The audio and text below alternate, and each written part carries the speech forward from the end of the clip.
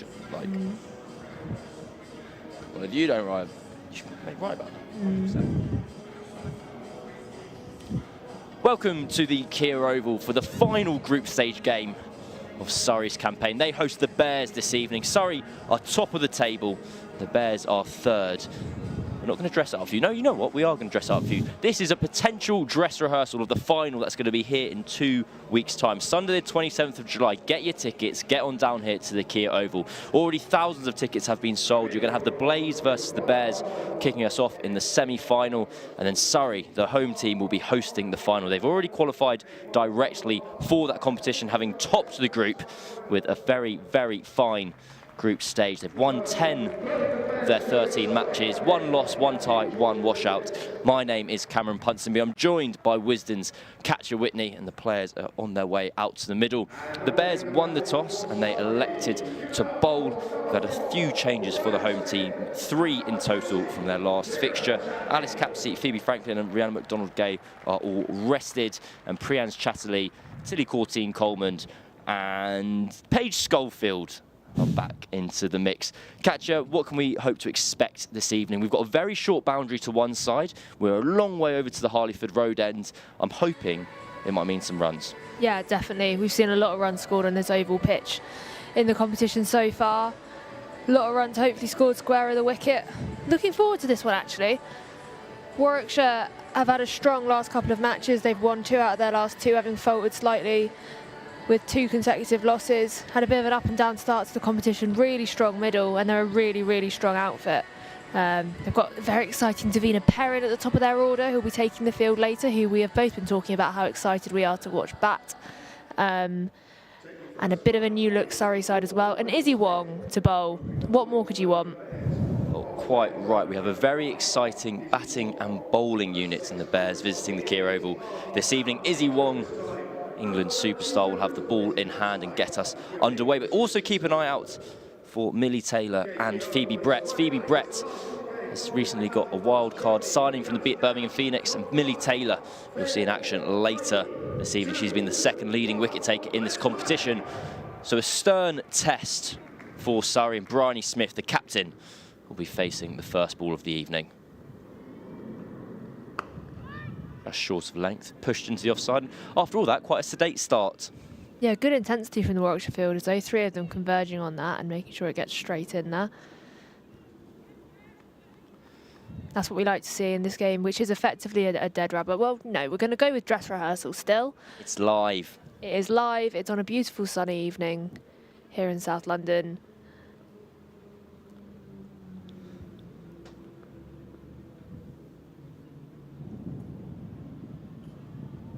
Short, and that's pulls away from Bryony Smith towards that very short side, and it's well fielded in the deep by Hannah Baker.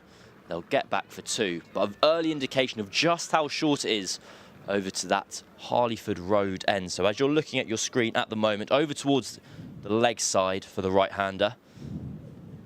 And we know that Surrey like to play around with their boundary dimensions. It's a tactical element of their preparations. It's a very short leg side, and we've got kind of a 50p piece over on the offside at the moment.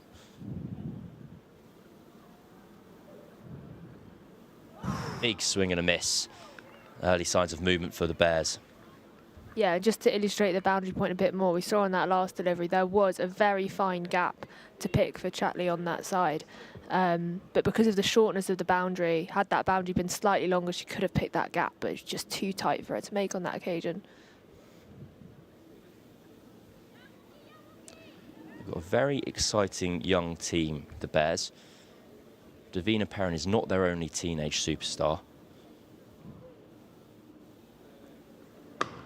Short again. Wong just hasn't quite found her length yet. There is Davina Perrin, her first action of the day. There's also Amu Suren Kumar, who's in the recent England under-19 squads, bats and bowls. Was trusted with the final over of the Bears match against Surrey just recently, which Surrey did end up winners, but it shows the trust they have in their 2 young teenagers.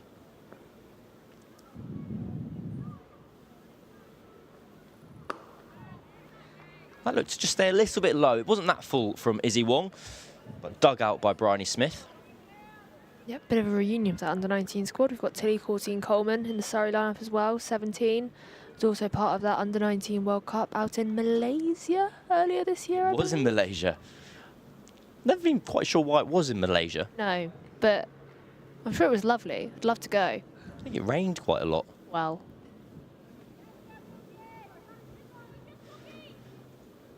A tweak of the field here from Izzy Wong. Deep third comes up into the ring, fine leg drops out. So the two fielders out on the boundary currently, fine leg and deep square leg. Hoisted through the leg side, and that's ugly but effective from Bryony Smith.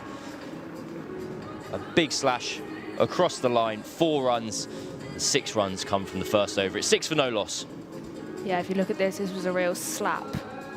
Crunch, not quite off the middle of the bat. She struggled to make a connection so far in the Bryony Smith, struggled for timing. Sometimes doing it a bit agriculturally gets the job done, doesn't matter how you get them. Izzy Wong didn't quite get it right during that over. Big discussion going on with the umpire there. What is going on here? With a bit of a back and forth. It looks like all has been decided and all is well. I think maybe Izzy Wong was just trying to get her sleeves back off from in her cap.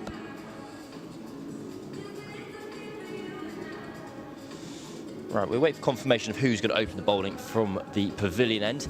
Kira Chathli is opening the batting for Surrey. She's about to face her first delivery.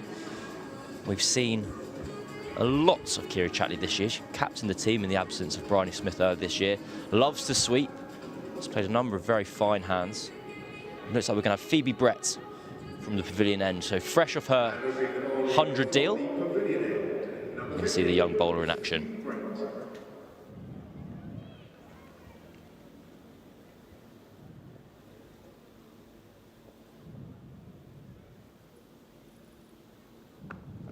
Drops that on a length. Oh, misfield. That cover point allows for Chathli to get off the mark. Yep, slightly disappointing. I think this is the earliest I'm ever going to get a plug into the show, but we had Kira Chathli on the Wisden Women's Cricket Weekly podcast this week. Hot off the press. I think it got uploaded 2 hours ago. So you can go listen to Kira talk about... Don't listen to it yet. Well, no, watch this game first. Fire. Watch this game first and then go and listen to Yaz Rana talk to Kira Chathli about Surrey's season so far, Surrey's dominant T20 Blast season so far, the build-up to finals day.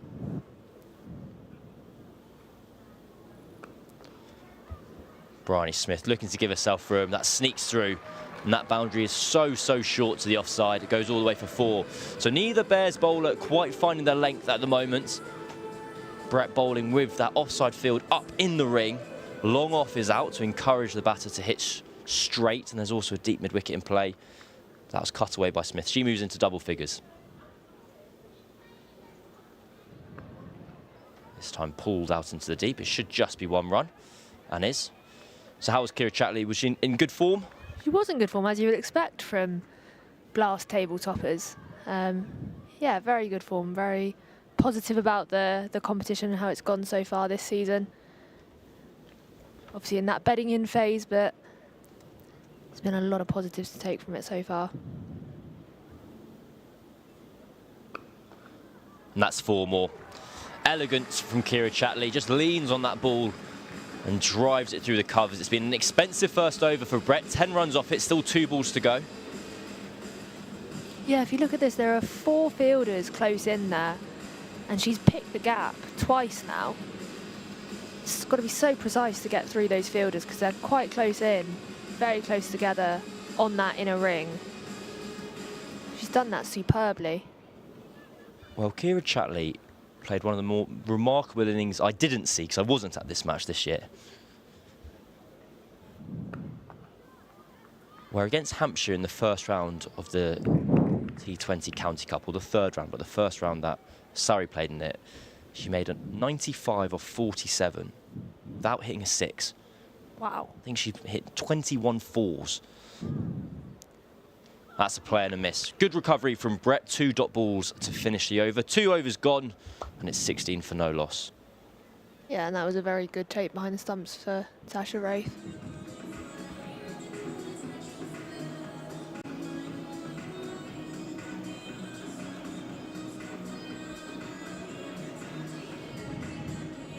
looks like we are going to have our first bowling change of the evening. Suren Kumar is going to come into the attack from the Vauxhall end. See, it's very trendy this year in the Blast. We see an almost maximum amount of bowling changes. No, it's with Holly Armitage of Durham, changing the bowler every single over. Georgia Davis has got off to a perfect start so far. One bowling change opportunity, one taken. Ow. That hurts. They will take a run. That's thudded. Straight back up. Off Suren Kumar's right shin. And she's got a smile on her face. And I must admit, I wouldn't if I was in her position. No, I heard that. That sounded like it hit. Nothing solid. Well, have a look at this. Ow. Oh, has that come off the bottom of her shoe, maybe? I think that's just on her boot. She's done very well to get the boot in that position, though, because if she hadn't got that right there, that would have thudded into her shin, and that would have been really, really painful. I'm sure someone will be shouting at her about how it's a drop catch. And we can all laugh and smile now. Oh, attempted change up. Full toss taken for one run out to the offside. Two fielders in the deep, right, cover point and deep square leg. And if our colleague Kirstie White was here, she'd be saying, oh, she doesn't like it. Where's she bowling? What's the plan? Doesn't like split fields in the power play, Kirstie.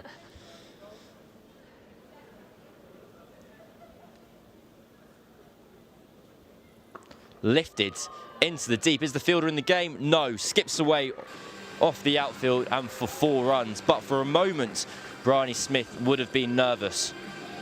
Yeah, that was almost guided by Smith, but actually I think it was quite safe in the end. That fielder is very square. And again, as we say, again, it's such a short boundary that if you get it just in front of that fielder enough, they're never going to be in with the chance of getting that. Well, a strong start for Surrey so far. 22 for no loss, run rate just a tick under 9.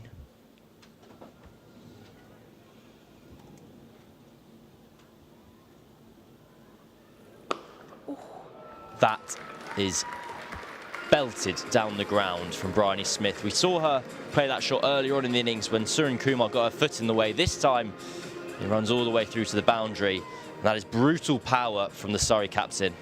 Yeah, she's really found her timing. We were saying first over when she went down the ground, it was a little bit agricultural, kind of muscled, but that was all timing. You had the sound that made off the bat, pinged off the middle. Suren Kumar had no chance of stopping that one, boot or not.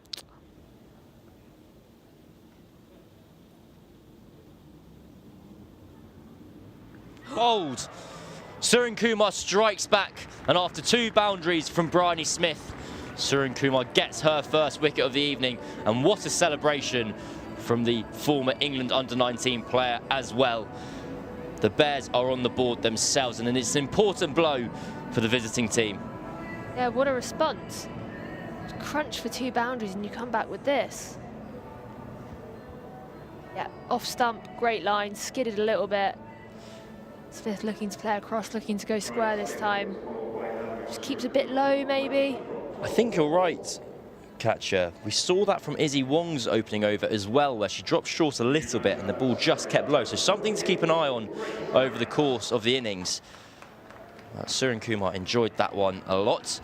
And a lot of the neutrals will have enjoyed it as well, because it means that Grace Harris comes to the crease. One of the 2 sisters on show today in the battle of the siblings.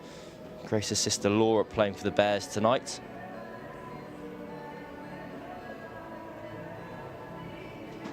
Grace Harris has been a bit of a superstar as Surrey's first overseas.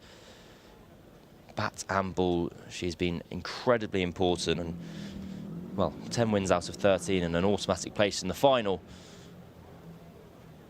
She's never going to have got a bad review.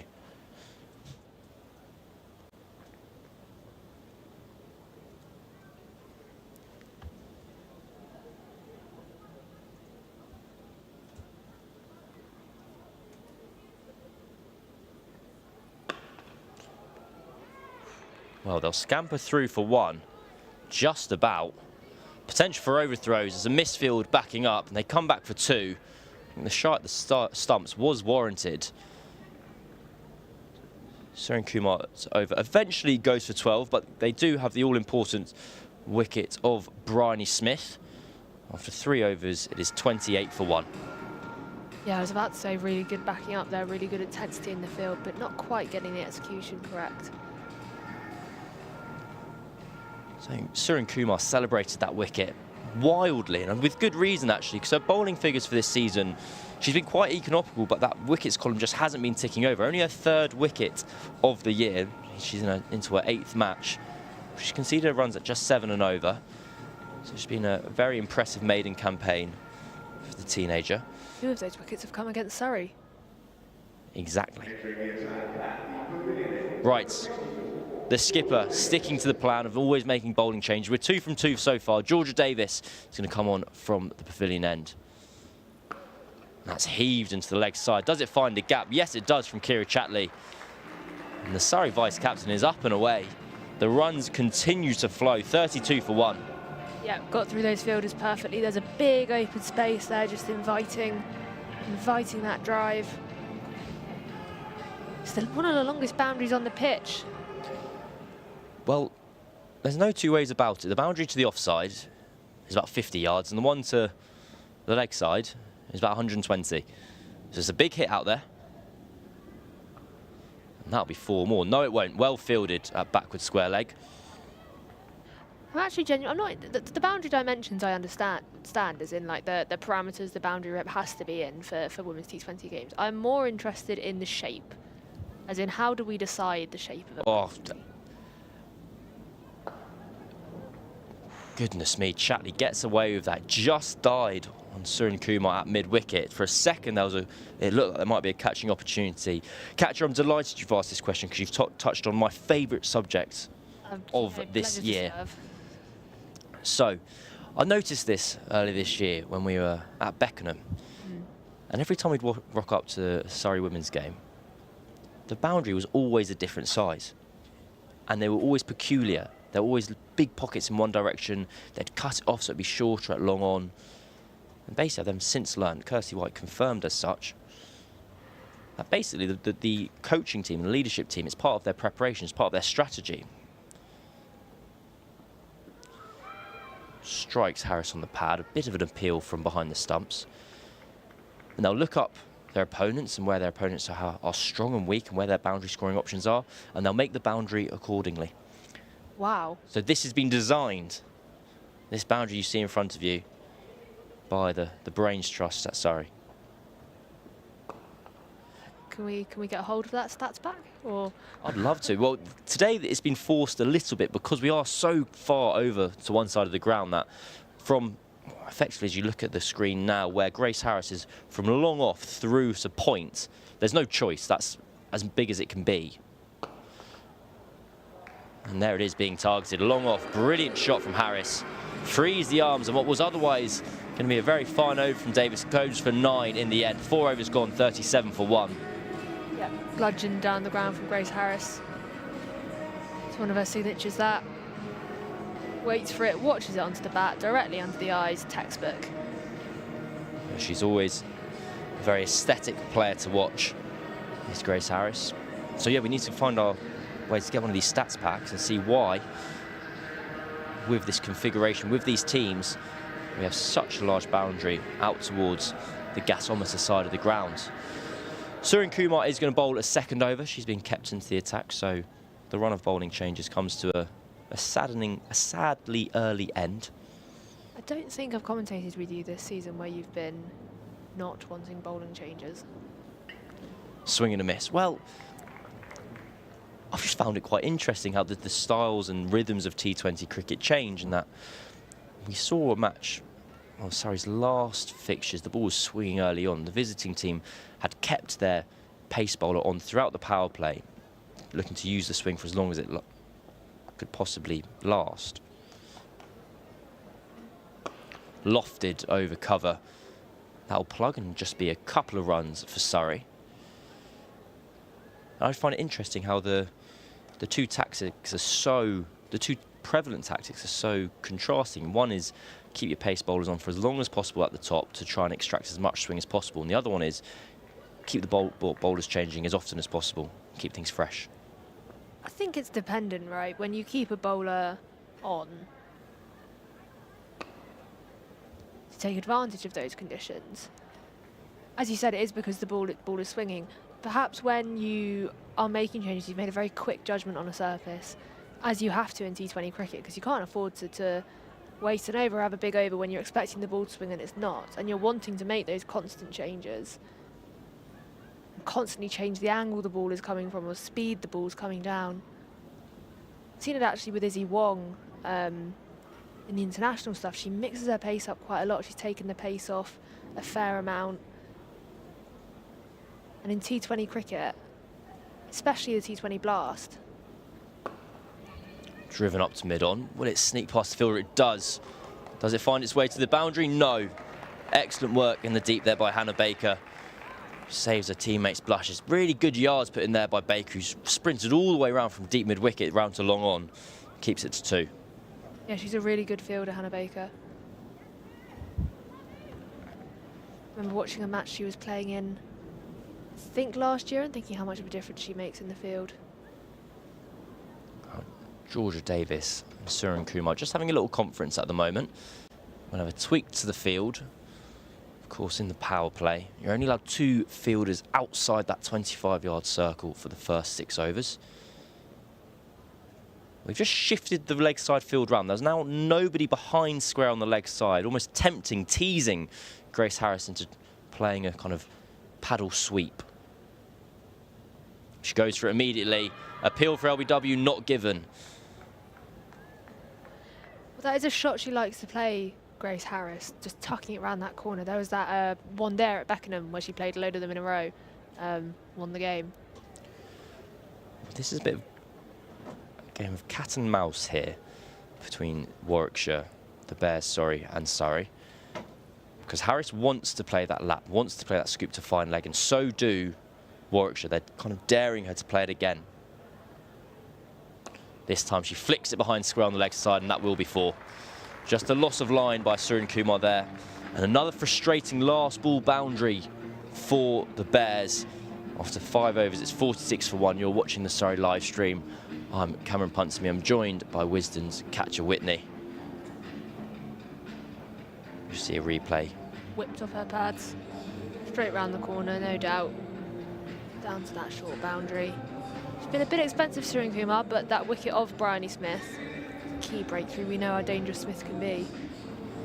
Though they'll be needing to get through Grace Harris.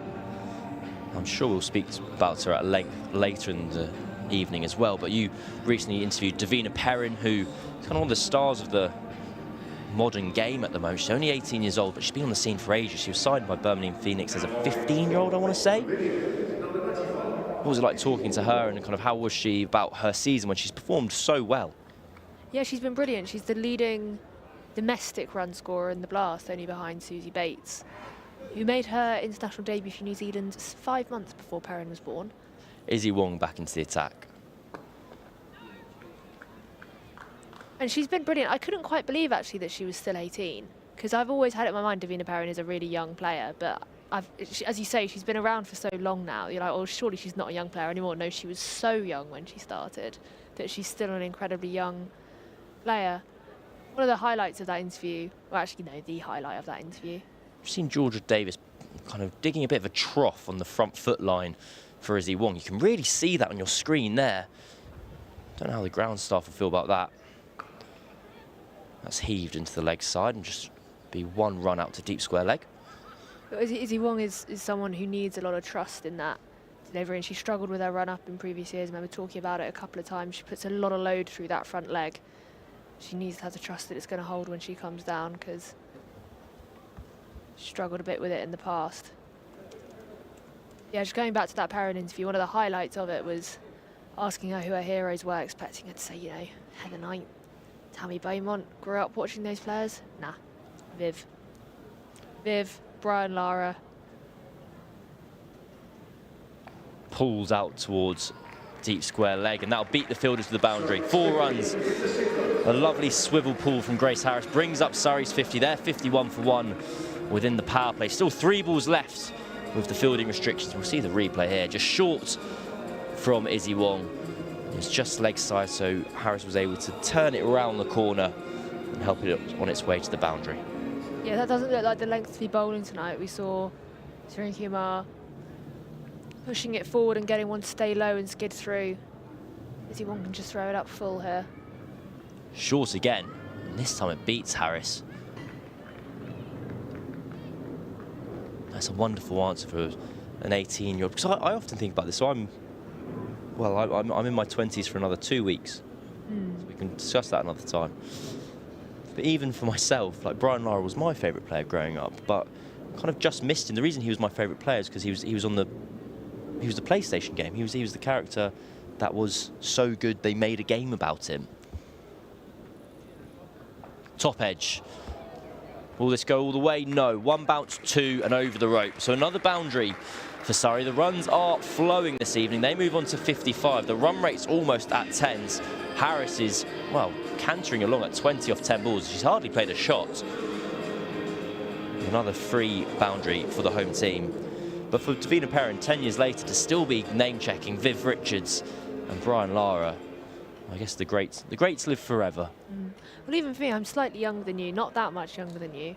And I remember being told stories about Viv Richards and Brian Lara growing up, and they felt like these. Pulled really hard in front of square this time. That's a fantastic cricket shot. Grace Harris is in the mood. Izzy Wong's been going short, and Grace Harris has had an answer every single time. 13 runs off the over. The power play's done. Surrey are 59 for 1. These are a couple of pull shots that Brian Lara himself would have been proud of. And that didn't get up that much. That's what you were referring to earlier, Catcher, with just that low, skiddy bounce that we've seen a few times. Grace Harris so quick on it. Keeps her hands low. 4 runs. I'll return to share more thoughts of Brian Lara and his importance to current day cricket soon. But we have, very excitingly, Roberta Moretti-Avery here. Well, me and Catcher will continue our conversation about Brian Lara cricket 2005 or 2007, whichever was your preference. But I'm most excited joined by former Brazil captain Roberta Moretti-Avery. How are you? Welcome to the Surrey Comms box. I'm standing back. I've been instructed we're going to use the camera to introduce you properly. How are you finding your time in the UK? You're perched up here for the summer, playing club cricket, correct? Yes, it's a pleasure to be here with you. Beautiful view, beautiful Friday here in the Oval. Yes, decided to come here for a couple of months to play cricket, to see the summer, and to learn from these women here. What a appeal for LBW. You've got Hannah Baker into the attack. Turned down to begin with. And so, correct me if I'm wrong, I've been told there's a connection between Surrey and Cricket Brazil. I've seen a lot of the kind of female players over the winter go out to coach. I know a lot of the Lancashire players have been going as well. So how did these relationships between Cricket Brazil and the English domestic game kind of grow? So we're very proud to be linked with the Surrey Foundation. They have been helping the growth of cricket in Brazil. In the first year, they helped us with the investment and getting all of our infrastructure for high performance better. And now we have a further 2-year plan to develop our grass wickets in Brazil, development of coaches. So we're really proud to be connected with such an important club here in the UK. They take a quick single to the leg side. Oh, that throw struck Grace Harris. Well, Grace Harris is middling everything. Yeah. Went at the non-striker's end. Almost a Ben Stokes moment over there. Absolutely. I was watching that again today, actually. I always forget, it was 9, England needed 9 off 3 balls, and it was incredibly decisive in the context of that. Wow, that struck a long way over the fielders, and that is 6 runs. In truth, Kira Chathli hasn't got all of that, but it's such a short boundary over to the leg side that it was no matter. It sails over to the head of the field at deep mid-wicket, and that is the first 6 of the evening.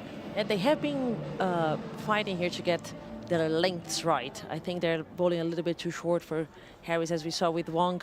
And here, trying to find the length to avoid that short boundary, but still not fully getting it right and being punished by Harris and Chathli over there.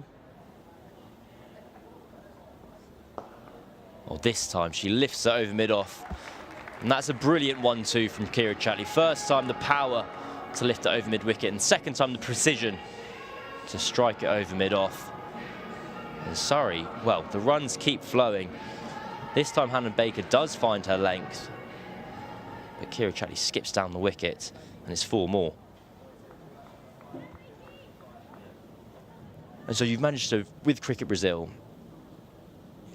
the relationship with Surrey Cricket Foundation has been ongoing for a number of years by the sounds of it. But there's also, are you at all involved in, is Surrey the only county you're linked with, or is there a number of relationships? So we have, last year we were able to come here, myself and another player from Brazil, Laura Cardoso. We were able to follow a little bit of the Invincible girls, training in the 100, learning from them, getting experience from them.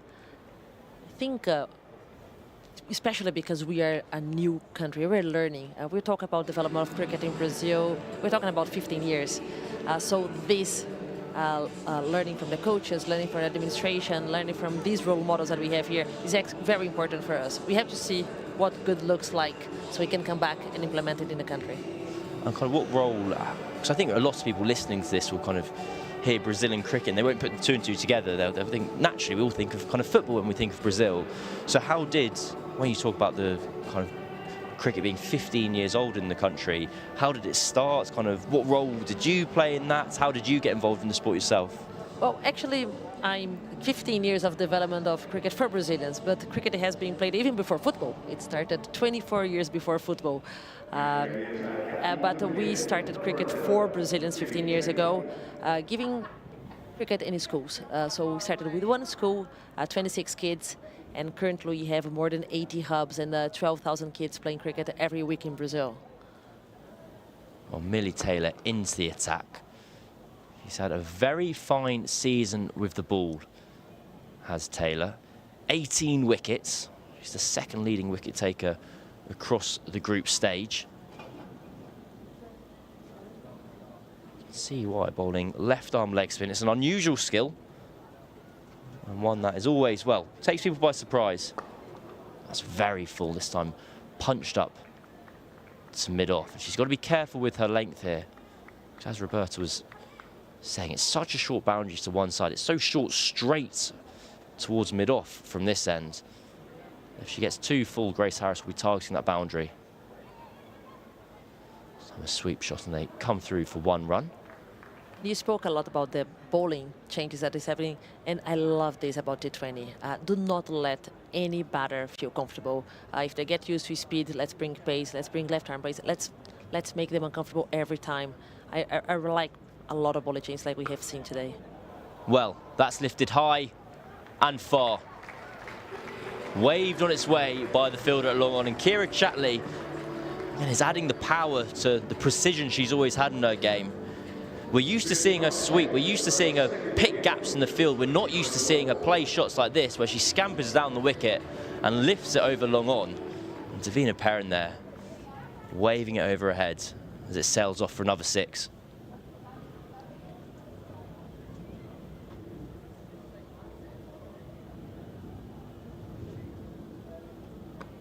This time she rocks onto the back foot and cuts that ball out for 1 more run. And so you mentioned you've started getting cricket into schools. How kind of, are children familiar with the game, or is it a case of kind of wide-eyed, what on earth is this? It's interesting because we have a game that we play in the streets in Brazil is something that we do since I did it. I'm not going to talk about my age like you guys did, but I played it when I was a kid. It's called taco, and taco is pretty much a 2-a-side cricket. Nice. But we play, instead of with a bat, we play with a broomstick. Instead of having stumps, we have soft drink bottles, tennis balls, and we have a lot of fun with it. So more than 3 million Brazilians play this game called taco. When we go to schools and we say, okay, this is cricket, that's the sport that we play, that's the first memory that brings to all of us. So pretty much we know cricket, we just don't know that it is cricket. So I think that's one of the easiest ways for us to go into the schools and say, and show them the sport and making them have fun with the sport and get to know the simplified version of it. That's fascinating, because it's one of the biggest challenges they talk about with cricket in the UK is creating a format of the sport that's accessible and that children want to play in their leisure time, whether it be, because everyone knows how easy football is to play. We see Brett returning to the attack, this time from the Vauxhall end. Chathli again down the track, lifts this up towards long on, just one run on this occasion. But to have that kind of almost already in place in Brazil is fascinating. Yeah, we did a survey in the start of the year that spoke about what sports have you played in your life. And 64% of the Brazilians played football and 71% of them played tackle. So actually, Brazilians played more tackle than football, which means we have a lot of potential of cricket growth in the country. And let's not forget, we are a 220 million people country. So I think this is just a start. I think we're going to listen a lot about cricket in Brazil in the soon future. Well, 4 more to Surrey there from Grace Harris. You cut that one behind square. I'm going to do some Googling of tackle when I get home. Again, lifted up towards long on. That's been fascinating to learn a tiny bit about cricket in Brazil. I'm sure we'll ask you many more questions about it over the coming, well, evening, weeks and months. We'll return to this game here at the Oval for now, where Surrey are really in control. That run rate up above 10 and over. And in no small part because Kirstie Chathli is playing shots like that. Brett just lost her length. And this time pulled towards that. We've said it once, we've said it many times already. Incredibly short boundary. And Kirstie Chathli is flying. Yeah, they have been really good into punishing balls that were missing the line. So Chathli and Harris, they have been playing well the good balls, but they have been punishing anything that has been off. Well, Chatli's on 39 off 22 now. I'm just going to find her stats for the season because She had a very good game versus Essex, where she scored 44 of 38 balls since they started the comeback of the games in July. already she's closing in on that 48 figure, but the balls faced a lot fewer so far, just 22. And the fielders are running all over the place now. The Bears are having to work out what to do.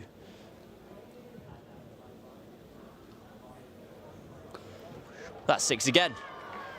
This time Kirstie Chathli gets down on one knee and sweeps that into the stands.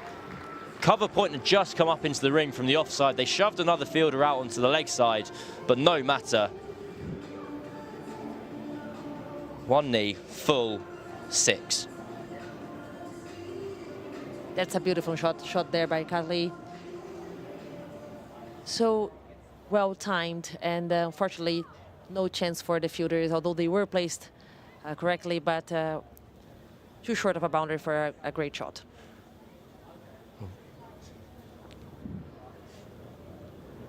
She goes again. Does this one find the fielder? No. Overhead, 6 more and a half century for Kirstie Chathli, her first of the competition in the final group stage game of the competition. And Grace Harris pumps her fists on her teammates' behalf. It's a very popular innings here at the Kia Oval. And well, Kirstie Chathli had hit 4 sixes in the tournament as a whole. She's hit 4 in the last 15 minutes. Yes, she was a vital part of the first partnership with Smith. Took her time to build, and now, yes, beautiful 51 from her. It doesn't look like she will go any slower from now onwards. Well, this is a remarkable innings from Kirstie Chathli, and one that she'll take a lot of confidence from already. And it takes a pretty special innings to take the attention away from Grace Harris. That is true. Such a powerful clean hitter, Grace Harris, and Chathli creating this great partnership with her. Well, Hannah Baker is back into the attack, and the runs keep flowing. That's well fielded in the deep by Surrey Kumar. Yes, it's been hit pretty much straight to her, but the ball was skipping and skidding and spinning off the training wickets. It was onto her quickly, so just 1 run.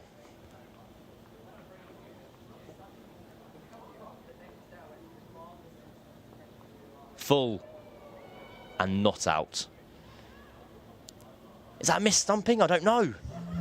That she came back really quickly back to the, but I think there was a chance. Maybe the ball was too wide for her to get a quick, clean pickup to come back for the stumps.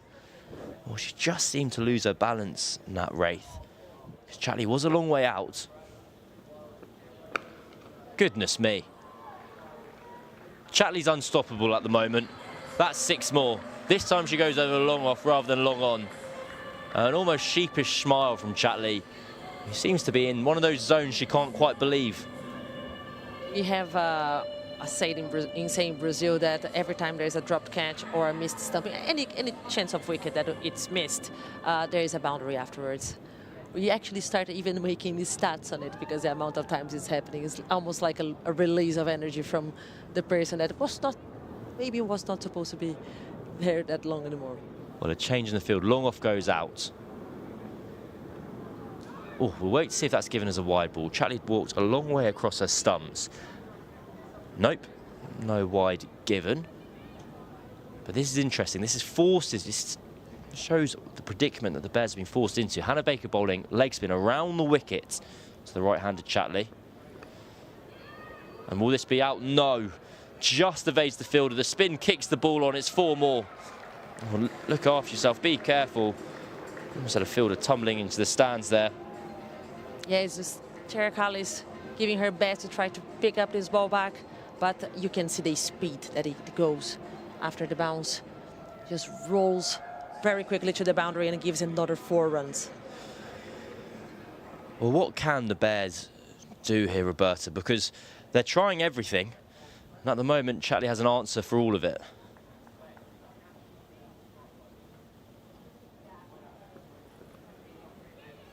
Well, that just clips the pad on the way through. Can't be an LBW because it's pitched outside leg.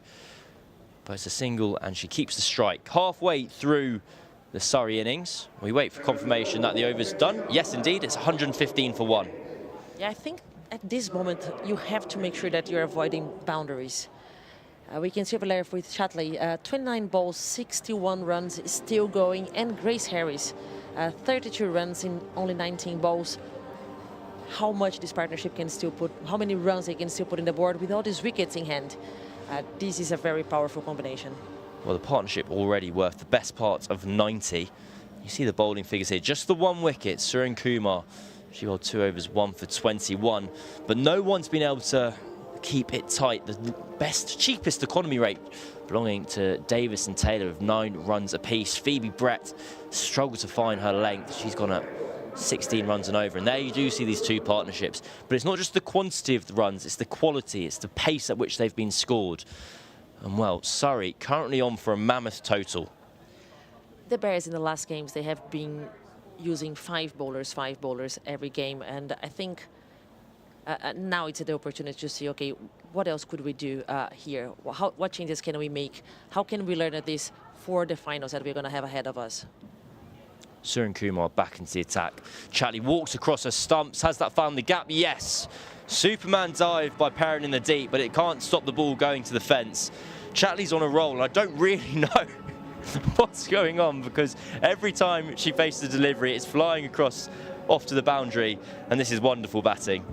And looks like they are trying to find this something different. You can see the line going much more to the offside, try to them play these shots to the longer boundary, but that's not what is happening. They are taking advantage of pretty much every ball. I want to do some maths here because I think Chathli's last 10 balls or so. Lifted up. Has that beaten long off? No, it should be out. It is out. The fun's over. Chatli's very fine innings comes to an end. Comfortably held by Harris in the deep. Surrey Kumar gets her 2nd wicket of the innings. And Chathli, well, she may depart after only 30 balls, but she's already scored 65 runs, and it was a mighty fine innings from Surrey's wicketkeeper. That was a beautiful innings by them. What Bears needed to do is to stop the boundaries and try to get a wicket. They weren't able to stop the boundaries, but Laura Harris took a very fine catch. Looks like she tried to slow that one a little bit down, and the trick worked. So Chathli, 65 of 31, and that's the end of her innings now. Well, I won't bother hiding it. I'm sad that's over. I was very much enjoying the Kirstie Chathli show this evening. Everything she was touching was turning to gold, but unfortunately, you can't even say she went for one shot too many. She was living by the sword and she eventually died by it. You're watching and listening to the Surrey live stream. I'm Cameron Ponsonby. I'm joined by Brazilian cricketer Roberta Moretti-Avery. We've got Alice Monaghan in at the crease, and she scored a half century on this ground in Surrey's last game. She's been very well. She's been a bit of a superstar cricketer, rock star cricketer, that she bats, she bowls, she fields, and on occasion when it all comes together, it's incredibly exciting. Yes, she scored 57 of 32 balls for Somerset, and the last game here, I loved to watch her play. So I'm really excited about this moment. Well, she joined from Southern Vipers over the winter, rather than staying down at Hampshire. There was some question marks about how much she'd play at the Surrey team, because when everyone's here at Surrey, the team is remarkably strong. It's basically the England batting lineup. Short. Goodness me. I think Surrey Kumar's missed her length there as opposed to gone for the short ball up top. Well kept by Nat Wraith behind the stumps. But she's so highly rated, Monaghan, by the coaching staff here. She's often used in lots of different batting positions, sent in ahead of Paige Schofield, as she has been today. Another opportunity with bat in hand. Yeah, you're correct on that. She has batted from 3, 5, 6. She's moving a little bit in the batting lineup.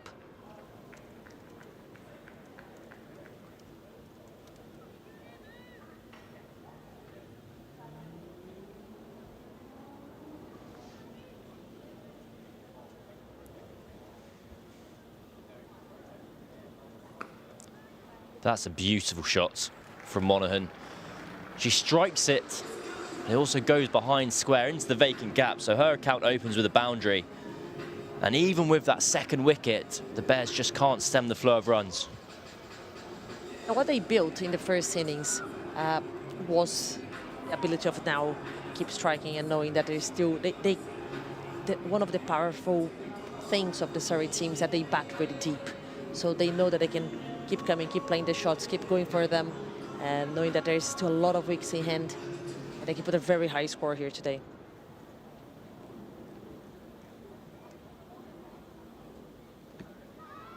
Good delivery from Surrey Kumar. She finishes her over with a dot, and a good over for the Bears. 8 runs off it, but that crucial wicket of Kirstie Chathli, 11 overs gone. The score is 123 for 2. So how much crossover? Correct me if I'm wrong, you played at the Fairbreak competition, and there was a lot of English players out there, so you must have kind of crossed paths with a number of these players. Are there people you're still in touch with that you're kind of either friends with, or I don't want to say enemies, but kind of any rivalries you've kind of built over the years? No, absolutely. Grace Harris got me out, so I can see her. There's no shame in that. I admire her so much, but I can't forget her wicket. But yes, I think the relationships that we built in Fairbreak were the legacy that we had. We still talk to these players, we still learn from them. I think that was one of the best things that happened, the inspiration role models that were created.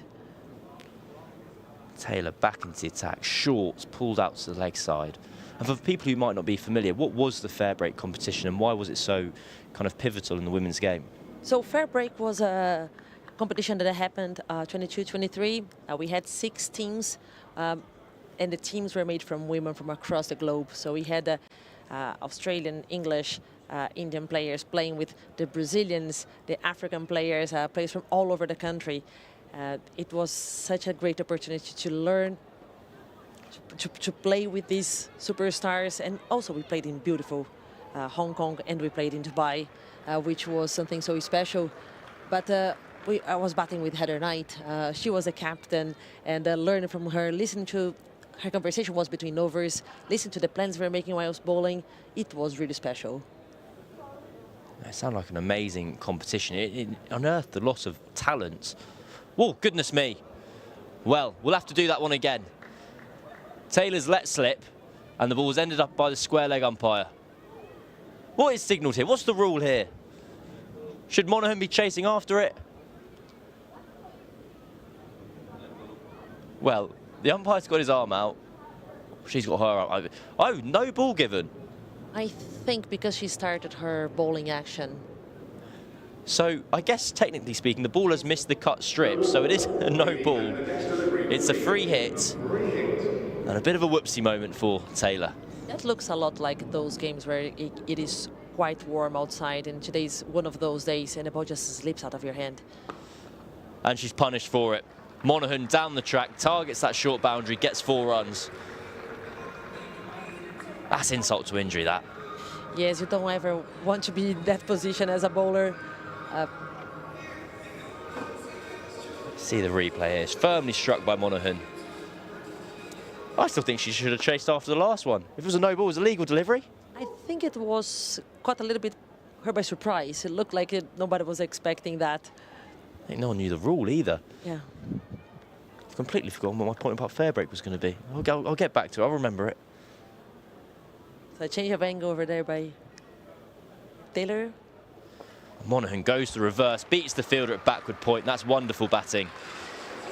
It's been an absolute clinic from Surrey so far. The Bears had just made that change. They'd stuck out long off to stop Monaghan from hitting down the ground. They'd brought up a fielder from the offside boundary.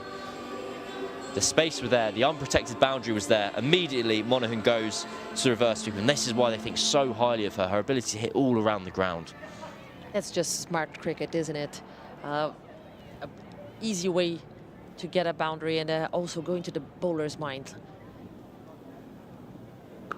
This time she chips it over mid-wicket.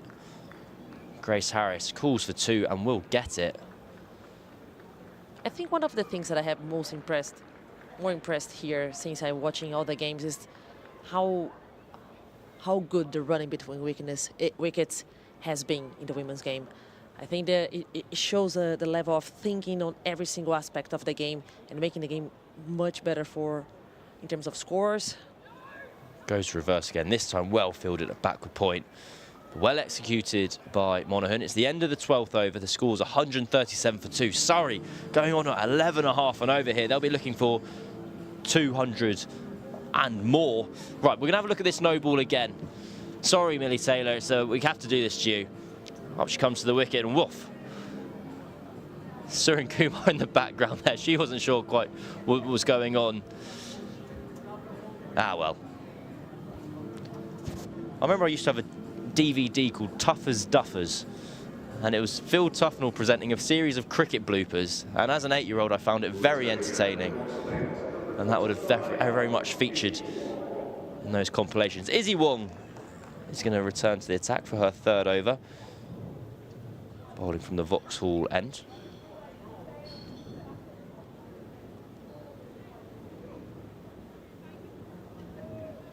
We're talking about the fair break competition. I remembered what I was talking about before. Taylor's slip of the hand through me. Well, that's another wide ball. This one does just about land on the cut strip, so it's a wide, not a no ball. We've got quite an interesting field set by the Bears as well. They've got 2 fielders out on the offside. We've got a deep backward point and a deep extra cover. So the only fielder on the offside in the ring is kind of at a cover, and then she has fielders flanking both her left and right sides. Ooh, swing and a miss.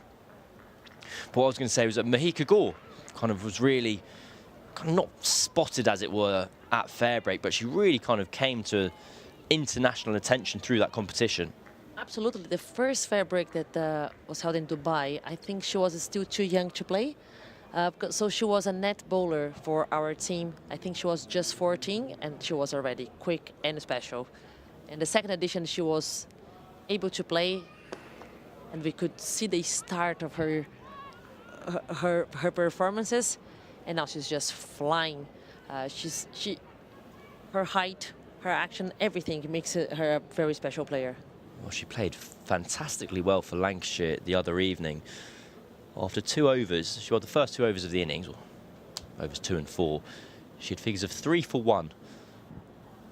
She was looking unplayable. She was bowling mid-70s from 6'2", swinging the ball back into the right-hander. Swing and a miss. This is a good over from Izzy Wong. Bowling to a very set plan. The Bears have their protection out on that wide and massive offside boundary. They're basically hanging it outside off stump, saying you're not allowed to hit towards the short boundary. And if you do manage to cut or drive us away, we've got protection in place. Yeah, her length has been much better as well in this third over of hers. Definitely trying to avoid the ball to going to anywhere on the leg side. Well, a third swing and a miss of the over.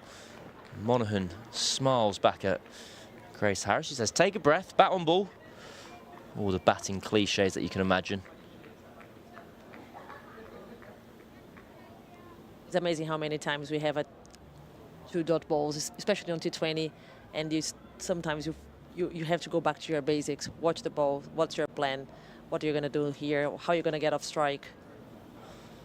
Well, what's that given? Wide. Izzy Wong doesn't like it. She walks across. Look like she's also varying the speed of her deliveries here, which is something that we know that she's good at. She will be moving the speeds, trying to get a quicker one, trying to get a slower one. And with the swing that she generates, that's going to start getting to the bowler. So, yeah, she didn't look too happy on the last decision. Big slower ball again. That's well fielded, that square leg by Surrey Kumar. Keeps it to 1. She's done really well there. Because he had that snuck past her, it would have gone for 4. She's protecting that very short boundary. She keeps it down to 1 run. Yes, she's playing really well with ball in hand, and also in the field. That was a beautiful dive by her. Even avoided the second run as well. Grace Harris said no. It was going to be a risky second run. Well, have a look where Grace Harris is standing here. She knows how far outside off Izzy Wong is bowling. So she's standing well outside off stump, trying to access that short leg side boundary. It's a bit of a tame ending, to be honest. I was hoping she was going to stick that one in the stands just for the narrative, but it's a very fine over from Izzy Wong, the best from the Bears so far by a distance. Just 5 runs scored off it. 13 overs gone. The score is 142 for 2. Yes, you kind of want to see the ball. She attempting to go for that leg stump and seeing all the magic happen. The 2 experienced cricketers over there, Izzy Wong and Grace Harris. It's an example of just how much of a thinking cricketer Grace Harris is. She saw that there was a problem being presented to her, and she came with quite a rudimentary, basic but effective conclusion. And she trusts her abilities. She knows what she's good at. She knows how powerful she can be. This is not a long boundary. So her connection will go through that, and she's going to get a 4 or a 6, anything that comes on her legs.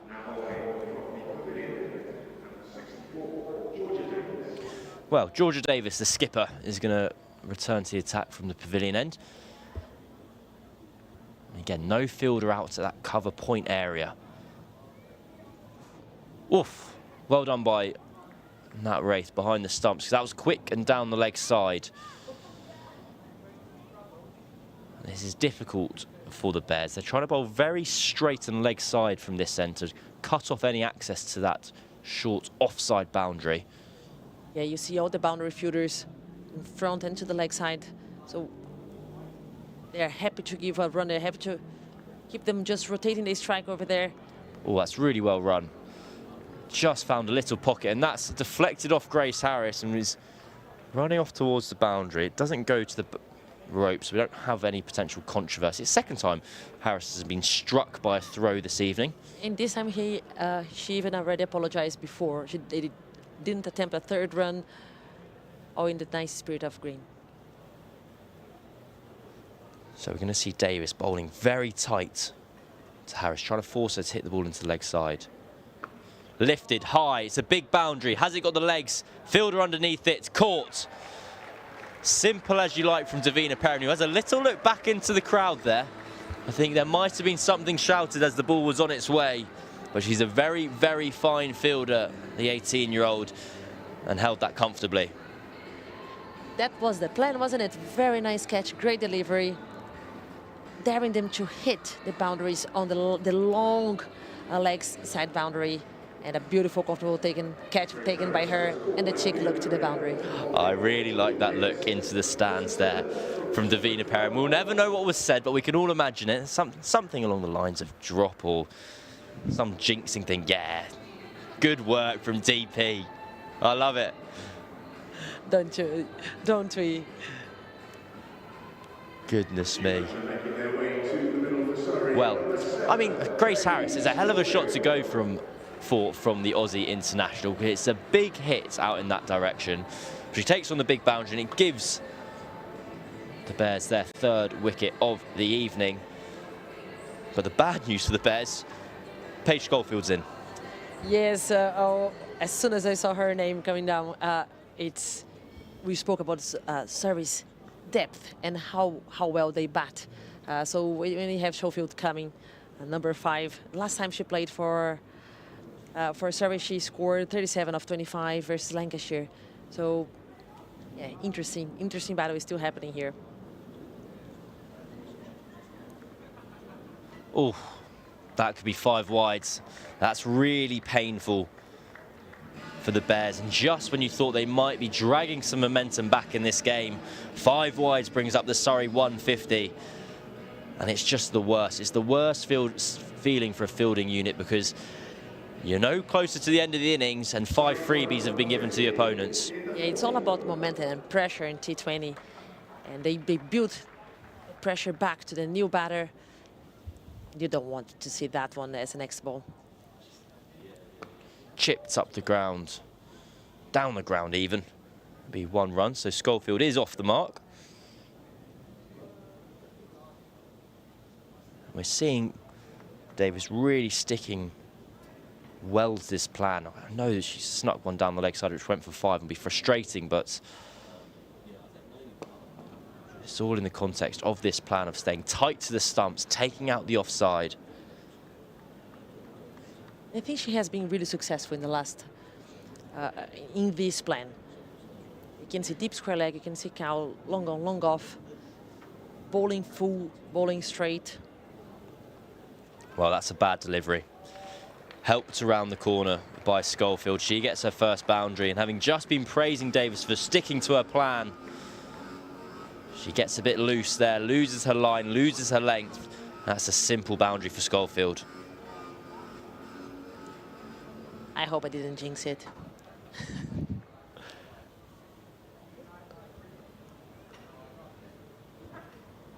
Right, on we go with this over. 1 ball to come. Schofield goes for it again, this time just 1 run. We wait for umpire Jarvis's signal, runs given. So a wicket for the Bears, but lots of runs for Surrey. I'm trying to do the maths quickly, I can't do it. Just trust me, there are a lot of them. 14 overs gone, it's 157 for 3, and we're going to have a change in the commentary box. Katja Whitney comes back in, and we wave goodbye. For now, it's Roberta Moretti-Avery. Wisden's Katja Whitney's here. How are you doing? Good. Runs. Runs, loads of runs. Lots of runs. Said there was going to be some runs scored tonight. Good to see Paige Schofield back in a Surrey shirt. In her first game for about a month, I think. She's been on international duty. She's had quite a peculiar season in ways because she became the kind of hipsters cricketer last year where if you asked people who knew what they were talking about, they go, you want to have a look at Paige Schofield. She got into the England setup. Hannah Baker comes back into the attack. Well, lifted up towards long off. Is that out? No. Oof. Well, I guess well fielded. Harris kind of runs around it and has to dive backwards. In the end, it looked spectacular. I don't know how necessary it was, but 2 runs scored. Yeah, that's one of those ones you couldn't repeat if you tried to. She kind of overran it and then just stuck her hand out with the momentum going forward. Backhand, managed to just about stop herself. Oh, that's very almost bowled. Just snuck through from Schofield. But to your point, she's been playing international cricket, but often when she's been playing for Surrey, she's been lower down the order than she might have anticipated. Yeah.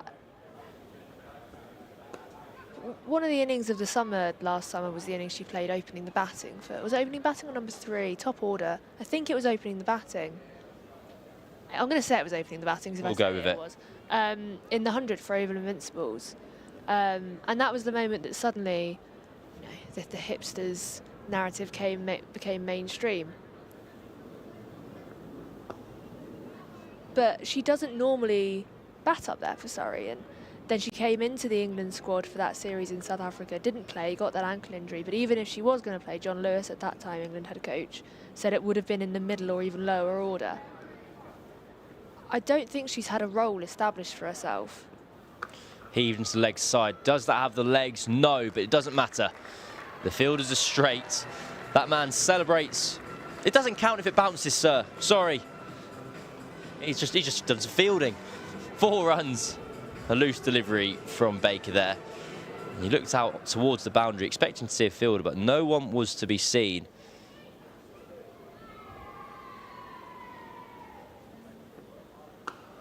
This time cut hard in front of square. Surin Kumar in the deep does the fielding. They're going to come back for 2. They're going to have to be quick, but they are.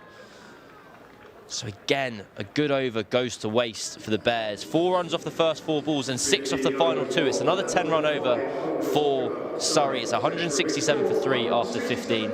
You're watching and listening to the Surrey live stream. I'm Cameron Ponsonby. I'm joined by Wisden's catcher, Whitney.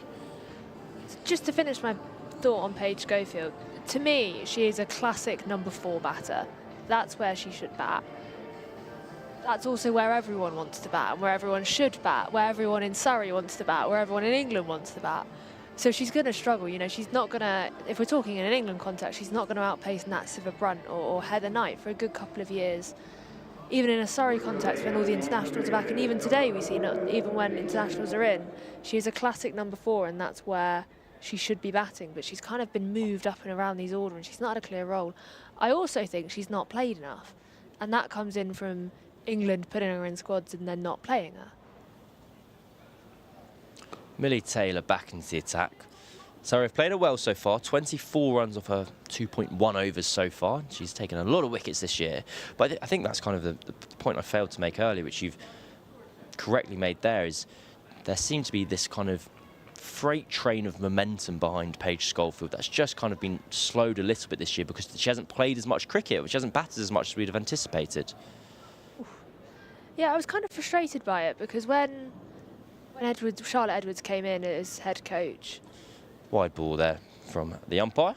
When Charlotte Edwards came in as head coach and selected these players, your likes of your ADRs and your M. Arletts and, you know, the rest of them that have been picked this summer, Izzy Wong's come back into the fold. Against the West Indies, and let's be honest, the series of the summer that didn't really matter. Oof. I'll be honest here, because the West Indies was so lacking in some of their players. The big series was always against India. The West Indies was a series to bed in players. Another dot ball. This is good stuff from Taylor. Just 2 runs off the first 3 balls.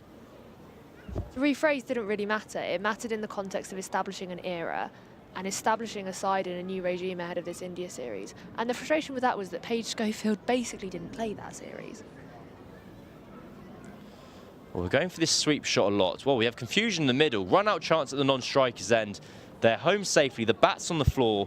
There was a mix-up between the batters. It was all going on. It's not out. It's 1 run scored. Yeah, a bit chaotic, that.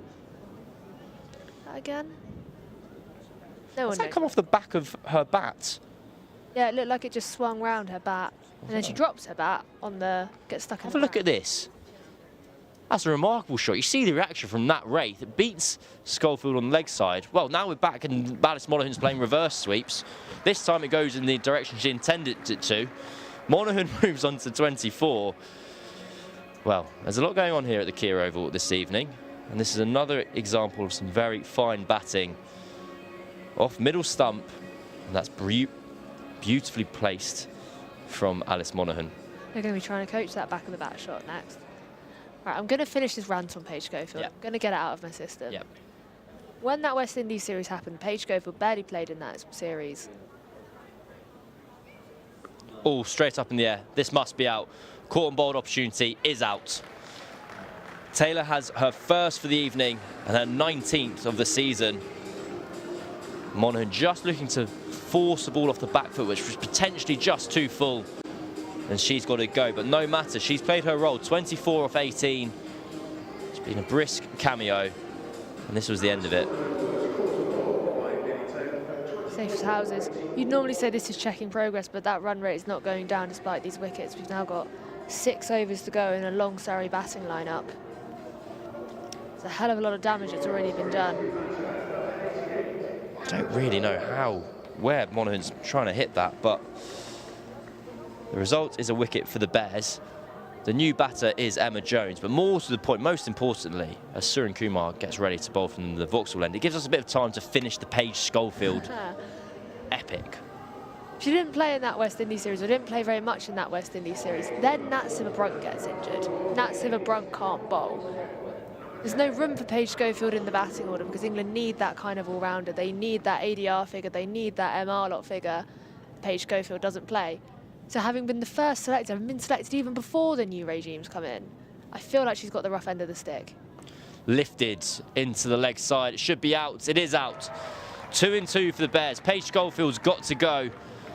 Even targeting that short boundary, it doesn't matter, didn't get enough on it, and Suren Kumar has her 3rd wicket of the evening. She only had 2 wickets across the whole season, but she's getting her rewards tonight. Yeah, this feels significant now. Looking for the big shot, trying to get as many runs as possible in these last few overs.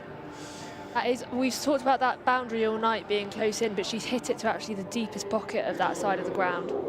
Just in that area, there's a little pocket that just bulges out on the boundary on that 50 pence piece Cam was describing earlier. Well, just hit it straight through there. Meg Austin takes the catch. It's well bowled by Suren Kumar. She's bowled a leg cutter out a long way outside off stump, so it's pace off and forces Schofield to reach for it. As Katja alluded to, that part of the boundary, kind of a cow corner, forward deep square leg area, is still around 65 metres, 65 yards even. I don't know, I'm not a laser, I have no idea, I'm just guessing. And Surrey are a little bit lighter in their batting lineup this match, more in at 7. Well, I'll take it back. Lifted up over cover for 1 to get Moore's innings underway. As a conclusion is Schofield's not been playing enough. Essentially, yes. The conclusion is that a plethora of circumstances of injuries to other players, and then also not having a fixed role, coming in far too low down, coming in too low of the order, it hasn't worked for it yet. Emma Jones goes for a massive heave first ball. And I wonder if they'll just pause proceedings a little bit in Surrey's innings here. Those 2 wickets means that Moore, who is absolutely very competent with the bat, but normally is at around 8, or has batted around 8 or 9 this season, is in a bit higher. Whether they'll just turn the strike over for 1 more over and then go again. Yeah, All mixed up in the middle, and they survive. People are on the floor, Moore's on the floor, Jones doesn't know what's happening. There's a smile on her face. Suren Kumar wasn't quite at the stumps, had to run back to try and take the bails off. This would have been better if she'd been at the stumps, maybe she would have been in danger. Safe. I feel like they need this over just to kind of regroup a little bit. Our run rate is still well above 10s. Let's regroup. Well, Jones disagrees. She steps across her stumps and targets that leg side boundary. Just 1 run. Suren Kumar is finishing off well here. It strikes me we'll move on from the England setup in due course. But I was checking the scorecard of the recent ODI against India, and you're kind of thinking about this new era of English cricket. Dot ball and a very fine spell of bowling from Amu Suren Kumar comes to an end. Her best figures of the season, 3 wickets for her. And whilst the runs have been flying everywhere, she's been keeping it tight. 8.25 runs per over of her 4 overs, 3 for 33, all the 3s. And she's given her team a puncher's chance here as they just restrict that run rate ever so slightly as we approach the last 3 overs. The score's 178 for 5. You can see here the Surrey batting card. Kira Chathli, well, if you missed it, you missed out. It was a fantastic, enthralling innings, 65 off 31. And Surrey were ticking along, flying along, but the Bears have just put the brakes on ever so slightly in the last over or 2. The run rate's still up above 10, but it was closer to 12 at one point. And Millie Taylor is going to continue. I beg your pardon. Hannah Baker's going to have a bowl. Leg spin round the wicket to the right-handers. And they're going to get, well, they're going to run to, oh, byes given. Interesting. So dot ball to Hannah Baker. 2 runs to the total, however.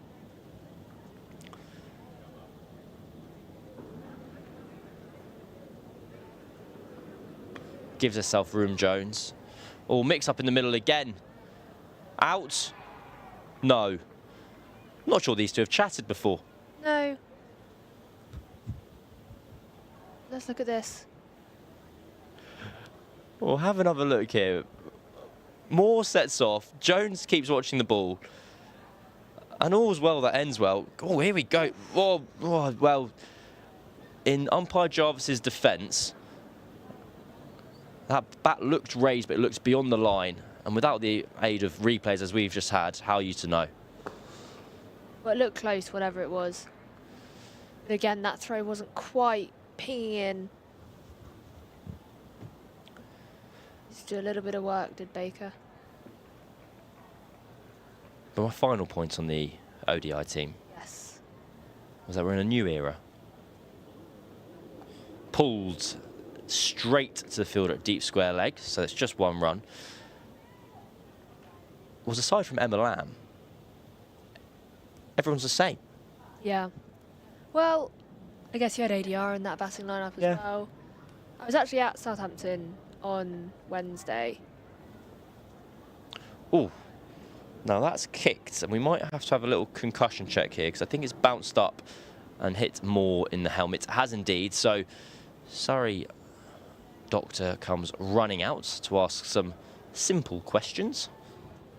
We can talk more about the ODI team now. Again, I was actually at Southampton on Wednesday, and I was watching from the bizarre place that is Utility Bowl press box. It is a strange, well, it's a hotel conference room. It is, and it's pretty much soundproofed. So when there's a wicket, no one really knows because you can't hear anyone reacting to it. Just to see what happened here. Moore going for the sweep. Yeah. Just taking a bit of a glancing blow on the cheek, on the grill. So you're in the soundproof room at the Utilita. Yeah, and I was initially, when England lost 2 early wickets, I was thinking, oh, here we go again. As soon as there's an opposition who are on the rise as India are, first 2 wickets go down and collapse. And that didn't happen. They found a way. Sophia Dunkley admitted in there, well, not admitted, Sophia Dunkley acknowledged in the press conference that they were 30 runs short, but previously that would have been 150, 160, 170 all out. They found a way to get up to 260, and that's an undoubted positive of playing in a slightly different way. And I think they've not only selected a side that will do that, but also got that messaging out to the players that that is what they want. So you can see another England loss. You can see that the personnel are pretty much the same, but actually if you look at the subtext, I feel like a lot has changed. Well, 18 overs gone here at the Kia Oval. 2 to go of Surrey's innings. The score is 184 for 5. You're listening to me, Cameron Ponsonby, and Wisden's Catcher Whitney in this final group stage game of the inaugural Women's Vitality Blast. Surrey have already booked their place in the final, which is in 2 weeks' time on Sunday. Sunday, the 27th of July. Why? I keep saying 2 weeks on Sunday. It's next Sunday. A week on Sunday. It's finals day here. Get yourself down. You see there, Callie Moore taking an off-stump guard. And there's no secret why she's doing that. Izzy Wong is actually going to bowl outside off-stump. Moore's going to walk across and try and hit it to leg. Oh, big full toss, but a big change-up. So difficult, really, for Moore to get a gauge on that. Just a reminder of that format for Blast Finals Day as well. Surrey have qualified for the final. Top finishers of the group don't go directly for the final. Warwickshire will be playing Blaze in the eliminator before that. So 2 matches, not 3. Wide of off stump. Moore looks to the umpire, and Simon Widdop says no. That's a dot ball. It's a really good recovery from the Bears here. Do you want to know how I know that is 2 games, not 3 on Finals Day, Cam? How do you know it's 2 games, not 3? Susie Bates told me this week when I tried to tell her that Durham was still in contention for finals. Oh, nice. That must have been a happy moment for you It was professionally. a very professionally competent moment for me.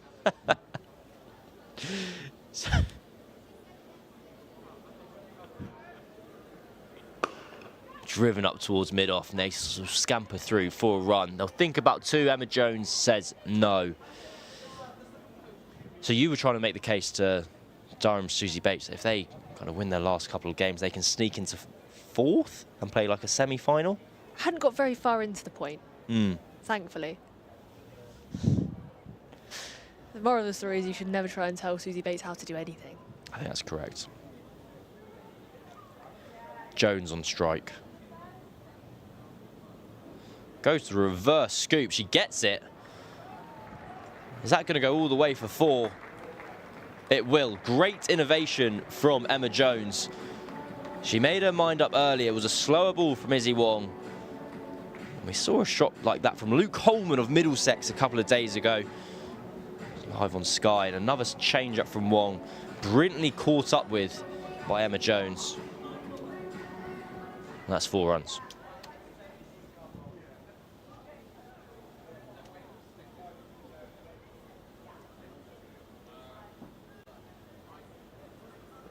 Oh, full toss, wide, down the leg side. Izzy Wong covers her mouth, but I think that's probably the best case scenario for the Bears there, because it's a short boundary down behind square on the leg side, and Emma Jones missed it. Yeah, she's really struggling with her length here, Izzy Wong. Always worry when you see someone struggling quite this much to land the ball.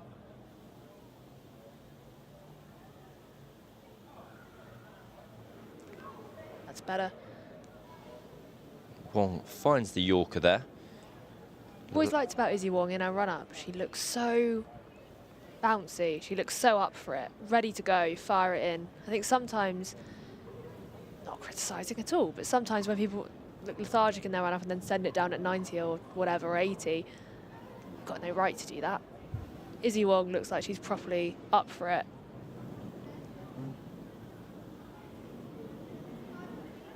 Another slower ball, and this really interesting, well-set field from the Bears comes into play again. 2 fielders out in the deep on the offside, as they have been throughout for Izzy Wong, and it finishes a fine over. A good recovery from Izzy Wong as well. Her 4 overs conceded just 31 runs, and the cards are up here. So you can see Izzy Wong, the only bowler so far to go at less than 8 runs and over, but the star of the show, Suren Kumar, 3 for 33. She's taken 2 wickets across the season, 3 tonight. And she was rewarded after a very impressive opening season for the Bears. Batting-wise, Kira Chathli, 65 of 31. She really was the star of the show, was belting the ball into the stands on regular occasions. Contributions throughout from all of Bryony Smith, Grace Harris, Alice Monaghan and Paige Schofield. Here it is, Callia Moore and Emma Jones finishing off the innings, but it's been good from the Bears. They've slowed the rate right down. And skipper Georgia Davis is going to bring this innings to a close, and they'll be doing their best to keep Surrey below 200.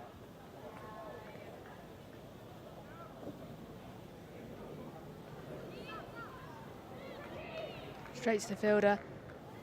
2 metres either side of that fielder and straight down to the boundary. You can see why she likes that shot. Surrey's progress has just been checked just over the last 3 overs since they had that burst of wickets. That run rate's just now dipped below 10. It hasn't been below 10 for a while. Jones goes for the big sweep, but finds that fielder in the deep. They're going to take on 2? No. Well, Moore's just struggled for rhythm here. She's on 7 off 12, 3 balls left. I think that's fine. Surrey edging close to 200. Goes to that big sweep, gets it. Does she get it in the gap?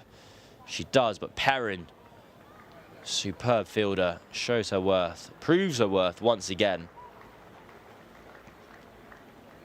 Keep hitting to that longer boundary. That's actually the longest place on the ground she could have hit to. The dimensions that we talked about. Advancing down the track this time. Well, is that 6? Is that 4? 4 runs. Moore gets her boundary. Takes her on to 13. Takes Surrey beyond 200. Or takes it, sorry, to 200 exactly. And Moore will be feeling better for that. Yeah, that's a better option. Georgia Davis just firing it in. Yeah, Moore takes it on. A couple of skips down and bam. Right, last ball of the innings. Where will Moore go? Well, she goes over the top of the keeper. And after 13 balls of struggling to kind of find her rhythm, she finishes with back-to-back boundaries. What's the issue? She finishes on 17 of 15. Surrey finished on 204 for 5. And Warwickshire, their top score in this competition so far is 193. So they'll need a competition record from themselves to chase this down and catch her. It feels like Surrey in pole position. Yeah, it really does. We said earlier in the evening there are runs to score on this wicket. But getting out there and putting that big total on the board, that's an imposing total for Warwick to chase down. They've got the ability to do it. They've got the power in their lineup. But they'll have a steep challenge on their hands. Well, the tail of the tape at the halfway stage is as it's on the screen. 204 for 5 from Surrey. Chathli top scoring with 65 off 31. Suren Kumar 3 for 33 with the ball in what was an innings of 2 halves from the Bears. They kind of allowed Surrey to get off to a flyer. Then the back end really dragged that run rate down, so Surrey finished on just 204. We'll be right back in around 7 or 8 minutes with the chase for the Bears. But in the meantime, have a look at this. The Surrey YouTube series, Pulling on the Feathers, focusing on Bryony Smith, will be on your streams now. It's called Aubrey. She's 2 years old. And she needs a clean. Where did you meet? Where did I meet? Aldi Beckenham. Love at first sight. Laid back, very calm, but I'd say I don't talk much, but when I do talk, hopefully people listen. You'd have to ask the rest of the team, but I try and lead through my actions a little bit more, because I'm not a loud person. I'm not one to shout at my team or anything, so yeah, pretty chilled, but I'm very set on my morals and how I want us to play.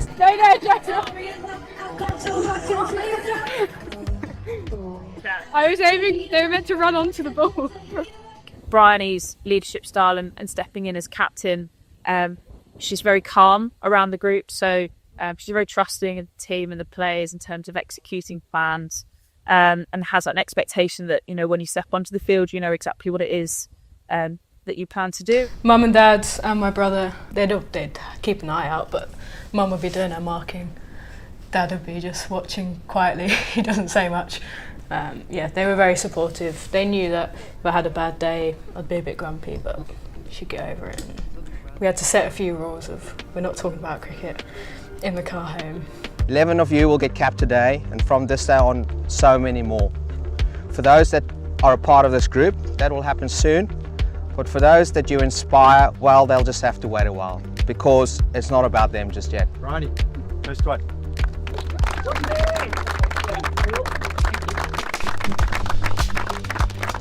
Ready? Everyone looking this way, please. How are you doing? Okay. My little shrine.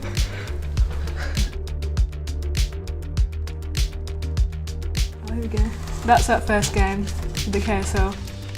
I think so. I think our first game was at the Oval. I think I remember opening the batting with Tammy, facing Catherine Brunt, and I think I hit her for 4 fours in an over. And it felt like a massive thing, like getting to play in front of crowds, getting to interact with overseas and England players was massive for me in terms of just learning more about not my game, but the game, like how they prepare, and, you know, picked up some tips from players, and yeah, it's definitely played a massive part in my career. Towards the end, it was a bit like, where are we going to go from this? Because it obviously felt like the biggest thing that was there, and then Bedders phoned me and was like, we've got a team, Surrey and Kent, do you want to play for us? And it's like, of course. Again, like, there was 5 of us contracted, and that was only 5 years ago. So if you look at where we are now, it's a bit surreal. I think it hit me when it got announced. So it was just before a game we had a double header at the Oval. Like, I didn't realise that I was the first person to be announced in the country. So it was quite a big thing, and obviously was trying not to focus on that because we had a game to play. But then, yeah, it was like when Emma first asked me, she obviously offered me a contract and then said, and we want you to captain as well. So I was like, oh, okay, if you want me to, I'll do it. So yeah, it was a big thing, and then obviously seeing like the photo going up at the Oval was quite surreal. But yeah, it's not felt like a massive pressure coming on me. Strength as a cricketer is her clarity in her game plan. I think her ability to stay calm under pressure are definitely two of her massive strengths. When we are batting, how can we go and be ready from ball one, really? You know, if you walk into bat at 6 and they bowl you something in your arc first ball, we back each other to hit it for 6, really. You know, always looking to score, and obviously situation dependent, but we are always looking, you know, how can we get the most runs off every ball.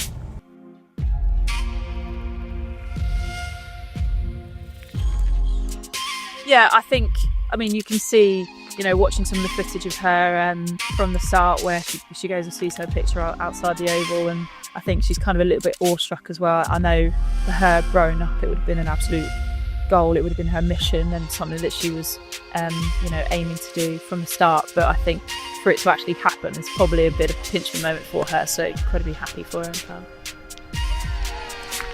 It's obviously, this is where it started at the club, and apparently I've been playing for Surrey for 18 years.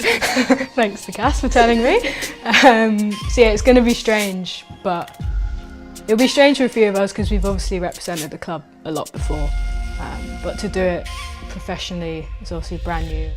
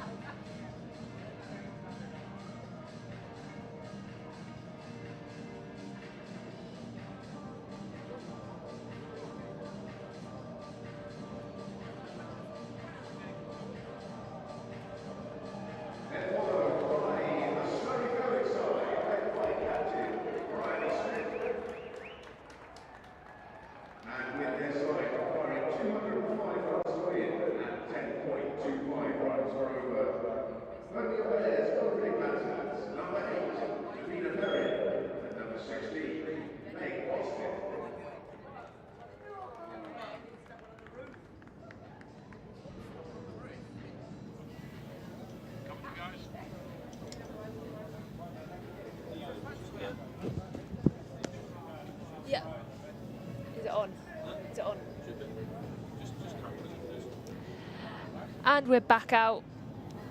Warwickshire openers out in the middle. Davina Perrin, we've talked about her so much so far. Very excited to see her try and take down this total. It is a big one. Lovely sunset over the Kia Oval tonight. Sun low in the sky, the temperature's cooled right down. It was a scorcher earlier. Lights coming on. Perfect setup.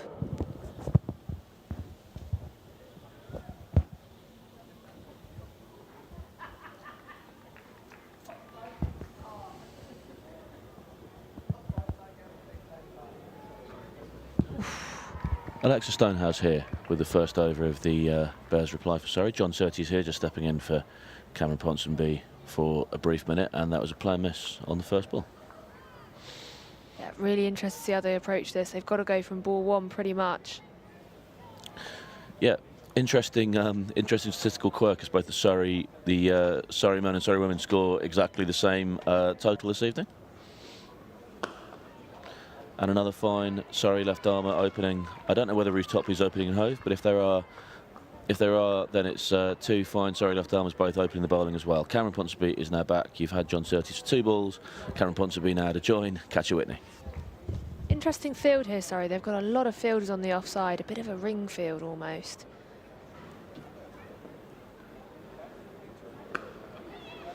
But she's found the gap. Here's that field in the ring perfectly. Down to the long boundary there. It's a long chase. That's the first boundary of the innings, Cam. First boundary of the innings. 2 balls of John Surtees too many for my mind. Had a quote. Apparently I could have gone to the loo early, but I was filming more content for the Surrey social channels. They work them hard here at the Kia Oval. Busiest man in cricket. Well, in the last 12 minutes, maybe. Goodness me. Right. Alexa Stonehouse, ball in hand. The music's still going. Arguably, they could have turned that music off a little bit earlier, but... Yeah, a little bit of a false start. It's still going as well. The DJ's lost the pause button. See Bridie Smith there putting her hands in the air. Stop the music. Well, this is good stuff. Let's just play on. There we go. And now there's some car horns going on. It's a party down in South London.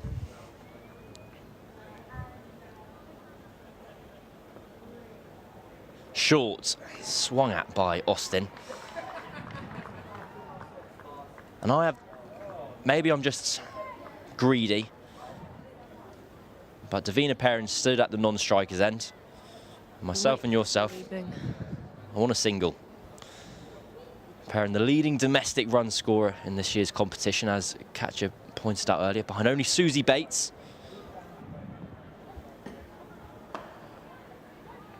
It's a dot ball up to mid-off. Meg Austin, angry with that.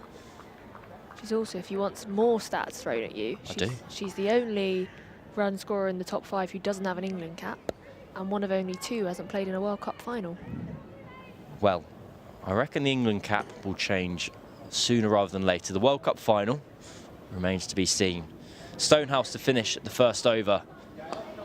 That's hacked to short mid-wicket, and Austin 4 off 6 and rolls her head back in frustration. They're going to have to go from ball 1 here, the Bears. Davina Perrin will now take strike for the second over. She gives her teammate a little tap on the side of the head to say, calm down, all is well. I think we're going to have a bit of spin from the pavilion. In fact, we're not. We're going to have the seam of Priyan's Chatterjee in only her second match of the competition, I believe. I will go and check that. She took 2 for 12 in her previous outing.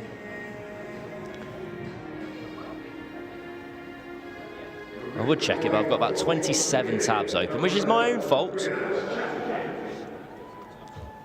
There we go. Quick as a flash, John Surtees behind me. Arguably, I could have had fewer tabs open.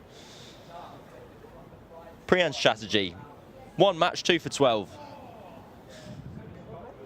And Kira Chathli's going to be stood back from the stumps. Chatterjee played for Scotland in the recent World Cup. And she'll be bowling to Davina Perrin, just 18 years old. Very much balancing that fine line between being very excited about a talented young player and not wanting to overhype anyone, raise expectations too high. But if you are tuning in, if you do have this in a kind of background tab, now's a good time to flick over and put it on the main screen.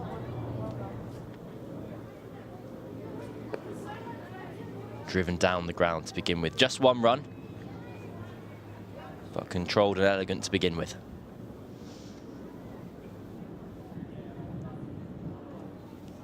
Feels like a good time to revisit Brian Lara. 5:01. Yeah. What interested me when she told her, she said she wished she was left-handed.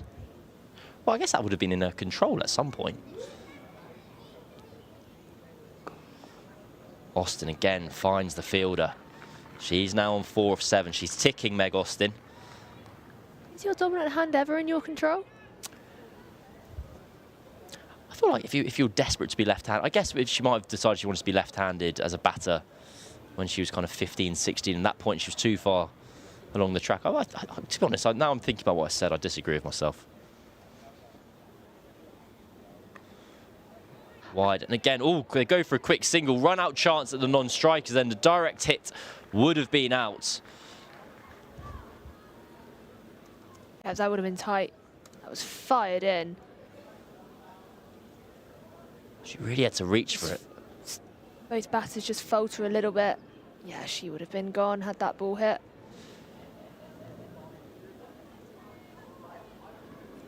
Well, I hope Meg Austin doesn't play poker, because she wouldn't be very good at it. You can see on her face she's ticking at the moment.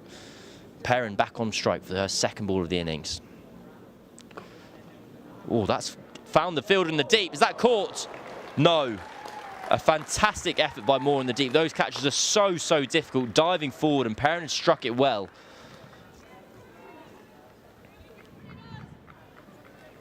Yeah, just looking to go big there, just splices it, just died just before she could catch it. Those catches are so difficult because naturally you want to turn your head away. Well, lifted up again. Does this one get over Moore? She's got a second chance. This one's out. 2 chances and 2 balls. The second much simpler than the first. And Moore has a wry smile on her face, but she's so good in the deep. As soon as that ball went up, well, Austin knew she was going to be on her way. And Surrey are on the board. Yeah, again, not finding the middle of the bat. Desperate to find the boundary. They've only found it once in the first over and 5 balls. Eyes lit up at the length there, looked to take it on. So plucked out that fielder.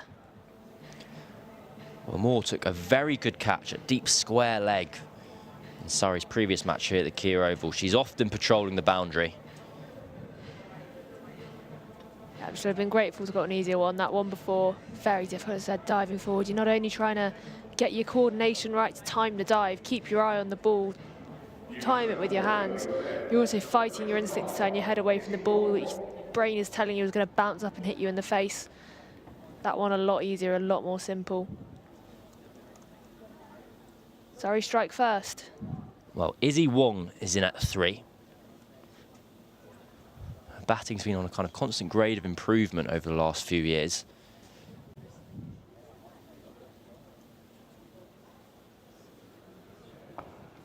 This time she lifts the ball over mid-wicket, kind of a back foot punch into a big space over on the leg side, so the Bears are able to get back for a comfortable 2. Yeah, we've seen Wong bat a fair amount up at 3 this season. What's that kind of pinch hitter role? She can be highly effective, particularly in this kind of situation where they need runs fast at the start of the innings. Seems like a perfect situation to promote someone like Izzy Wong. Well, I don't know if you can even call it promoting anymore, it's just her normal spot. More music playing here at the Kia Oval. Bit of Dua Lipa. Hope they leave this one on, actually. Saw Dua Lipa at Wembley the other week. You saw Dua Lipa at the rugby? At Wembley. At Wembley, that makes more sense. You never know. Dua Lipa could be a rugby fan. England Lions playing this weekend. Yeah, I thought of a really bad joke, which made myself laugh, but we'll move on. I'll tell you it afterwards. Alexa Stonehouse, Perrin. 2 singles from her first 2 deliveries. A dot ball this time. She's looking to give herself herself space and cut the ball away. How was Dewar at Wembley? Brilliant. Absolutely brilliant. Did 35,000 steps that day.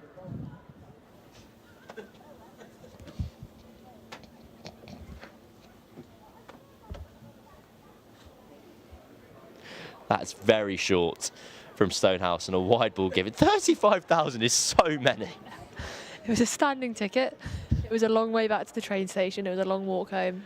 How many, what do you reckon your percentage of those steps were walking or kind of two-stepping to Dewar? I'd say a high percentage were two-stepping. I do like Dua Lipa. 35,000. I wonder how far that is in terms of kilometres. I'll also make the point that as someone who is slightly vertically challenged, that when you get a standing ticket, you accept that for most of that time you're going to spend bobbing up and down on your tiptoes.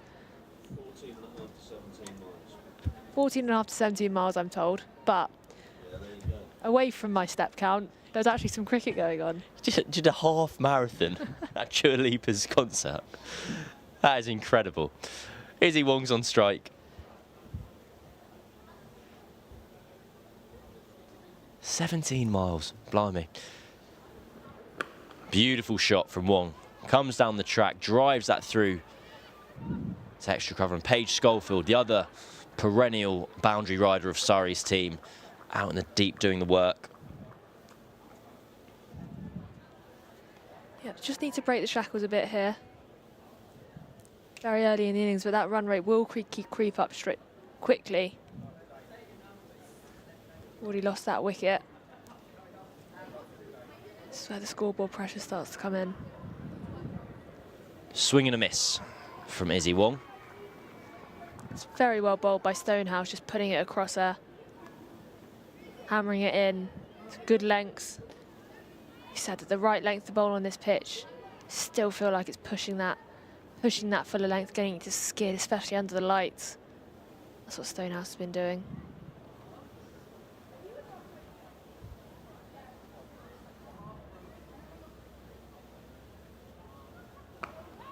Driven up towards cover again. Chatterjee, misfield at cover. Will Schofield be able to sweep around? Yes. So just 2 more runs. It's been a tidy start from Surrey.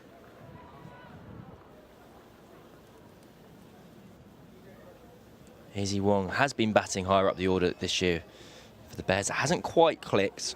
High score of 33. Strike rate of 120. One of my favourite things about T20 cricket, a pinch hitter. It's very fun.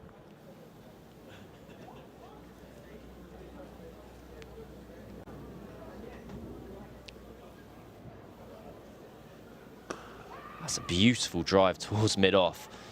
Too hot to handle for Bryony Smith. Wong had set off for a quick single. 3rd over's finished. Score's only 16 for 1. And that run rate required, keep an eye on it. It's already above 11 for the Bears. They've just scored the 1 boundary in this innings so far. You're watching and listening to the Surrey live stream. I'm Cameron Ponsonby. I'm joined by Wisden's Catcher Whitney. Davina Perrin has, well, one of her routines, helmet off between overs. We see a lot of batters do it with their gloves. I was about to say, not to keep waxing lyrical about Davina Perrin, but I quite like the helmet off, look around the ground, lean on the bat, confident between every over. Something that comes across a lot when talking to her actually is just how confident an 18-year-old she is, how articulate. We spoke a lot about her work she's done with Ace, wider issues in the game. Very articulate, very confident, knows exactly what she wants, exactly where she's going. Kalia Moore into the attack. Oh, appeal for AW.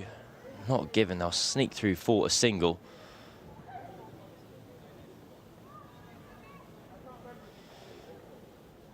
Well, we've got 2 Surrey games going on at the same time at the moment. The men are playing down in Sussex. Now, the first level of the excitement is both teams, both the men's and women's teams, made 204 for 5. So whatever that means, whatever numbers excite you, There's some symmetry there. Perrin tries to lift that over mid-on and just about succeeds. A diving Bryony Smith can just get a hand to it but can't prevent it from going to the boundary. We have even more similarities. We should watch this replay here. Bit of aggression from Davina Perrin. It's just clipped Bryony Smith's hand on the way through. Is that both the teams have had Alexa Stonehouse and Reece Topley opening the bowling, who are both left-arm seamers. And also, Will Jacks has scored his first ever 100 for the Surrey men's team. He finished on exactly 100. That's gone really high. Who wants it? Fielder underneath it. Out. Simple as you like from Grace Harris. Perrin targeting that short boundary down towards long off. It succeeds only in hitting it, well, about 50 metres in the air, but not 50 metres in distance. And the Bears are 2 down. Yeah, that is a huge wicket. She's been such a massive part of their campaign. Cam is absolutely devastated. It took some catching, that went very high. You could see the power she put into that shot. Really looking to go down the ground, but Grace Harris wasn't going to make a mistake on that, and she is delighted. They know, Surrey, they know what a big wicket that is. And that is a huge, huge blow for Warwickshire. Well, I know this is the Surrey live stream, but I wanted to watch Davina Perrin bat. So unfortunately, I'm not in favour of that wicket. It's good work from Surrey. They've been so impressive throughout this season. Well, the good news is, Cam, I think you're going to get plenty more opportunities to watch Davina Perrin bat. Well, I hope so. It won't be tonight. It won't be tonight. It's over tonight.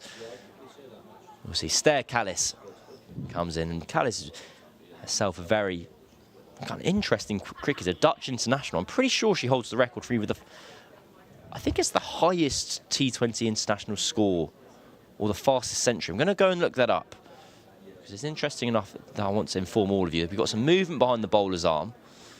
She also played in that fair break competition, which we were speaking to Roberta about earlier on. Another misfield from Chathli, this time at point. Allows her to get off the mark. She's actually signed on at Yorkshire this year, but she's been on loan at Warwickshire, ahead of Yorkshire's advancement to Tier 1 next year. Yeah, she's an example of the loan system that's kind of been, it's not quite informally, but it's been set up between Tier 1 and Tier 2, where players who are in Tier 2 but perhaps need to be playing Tier 1 or vice versa. 4 more.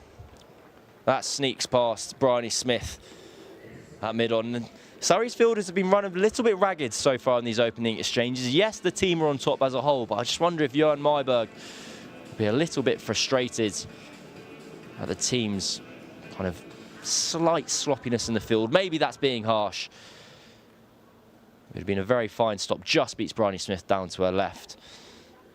And Steer Carroll has had a very fine competition in herself.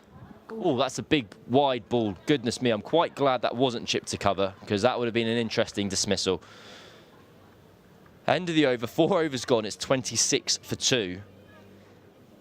Yeah, it was almost instinct to reach for that. But yeah, as you say, if she chipped it to cover, that would have been a terrible way to get out. But Steer Callis has had a very good competition herself. 288 runs, 3 half-centuries. Real linchpin in that Bears middle order. Well, I've looked up the record. Yep. I found it. So she equalled the record for the highest score in a women's T20 international with 126 not out. She made it against Germany back in 2019. Well, we're going to see Tilly Courtine Coleman for the first time this evening, wearing that distinctive and by now trademarked black sleeve on her left arm. Often bowls in the power play.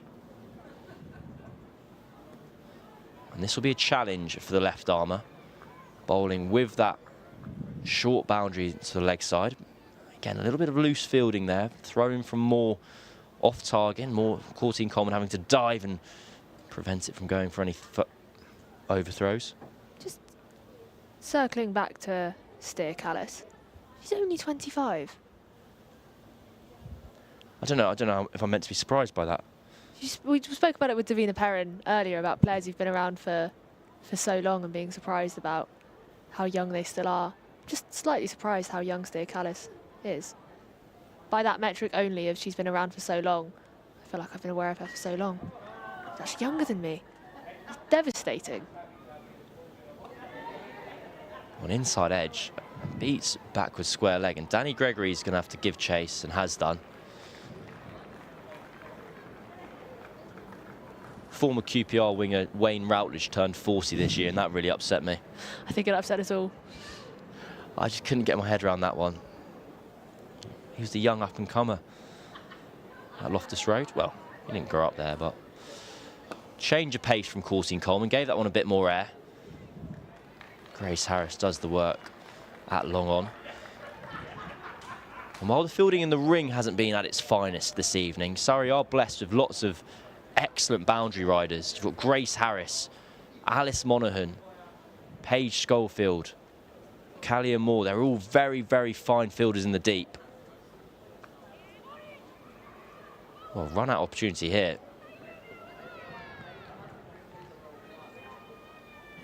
Well, I think the throw didn't quite work from Emma Jones there. There's some kind of, almost like a slower ball, kind of bowled a leg cutter when trying to throw it. So the ball didn't quite reach Kirstie Coleman, and then the bails only just found their way to the ground.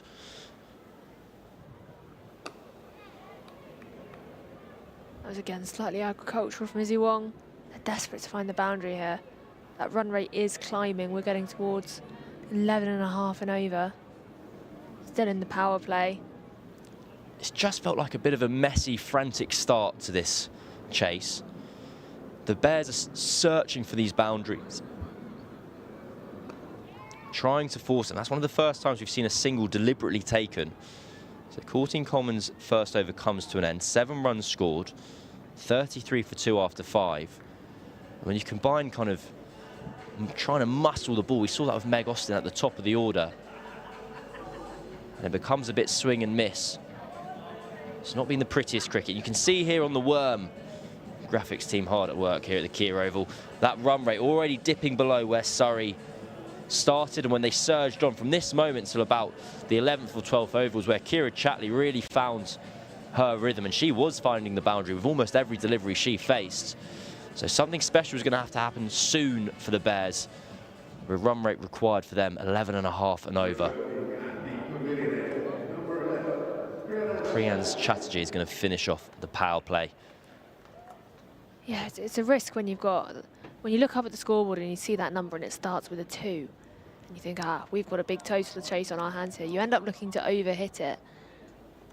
Whereas really you want to let that chase unfold naturally and build and accelerate towards the end of the innings. Can't do that if you've lost a load of wickets in the power play or you lose wickets in clumps. It's that art of constructing a chase, no matter how big that chase. Can't just keep blazing away when it's not quite happening for you.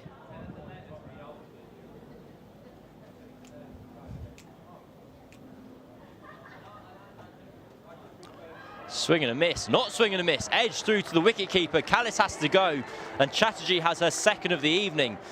Kira Chathli had just gone up to the stumps for this over for Chatterjee. She'd started the previous over back, but well held, and she's having a very fine game with both bat and now with the gloves, and so too is Chatterjee with ball in hand. She took 2 for 12 in her only other appearance this season for Surrey. Well, she's 2 for 5 at the moment and still got a lot of time to add to that wickets column. The Bears, well, they're reeling, 33 for 3. Yeah, and that looks close to a knockout blow. Steer Callis, that vast experienced player, international level at Yorkshire. Yeah, edge through to the keeper there, finest of edge. She's not happy, dragging herself off the pitch. Have a closer look. She really threw the kitchen sink at it, but there did look like there was a slight deviation. She's really not happy about that decision. Well, Steer Callis has almost played down the wrong line there, because that ball's, if anything, seemed into the right hand, and yet it's still either taken her outside edge or, in her opinion, just beaten it. She's had to go. Well, a lot race here on Harris. Sister versus sister. Grace versus Laura. That kind of mind game would work for me a million times. You bring my brother on to bowl to me, I'm going to try and whack him out the park, and I'm going to be stumped all ends up. We've got to see it. It's got to happen at some point this evening. Bryony Smith hopefully will play ball. Well, full toss, picked up. One bounce over the rope, but it's a really big boundary in that direction. Anywhere else on the ground, and that's 6. And it sounded good off the bat. It was nothing but a bit of a bunt from Harris, but the timing was sound, and so too was the result. Yeah, Laura Harris coming in. What's all the fuss about? Why are you trying to force it? This is so easy. Straight to the boundary. Beautiful sound off the bat. Gosh. Well, it's been a bit of a hit and miss season for Harris. She's had 2 half centuries across the competition. Her strike rate's 200. Wow. 197 to be precise. But that average, well, I've lost it now, 21.08. So we're in for a good time regardless of what happens. There's a single, but she's really hit that hard out to Moore in the deep. Actually, I've gotten over Perrin being out now that Harris is back in. Have you? Yep, it's fine. Spirits are high. Surrey going well. Entertaining batters at the crease. We've got a good evening of cricket ahead here at the Kia Oval.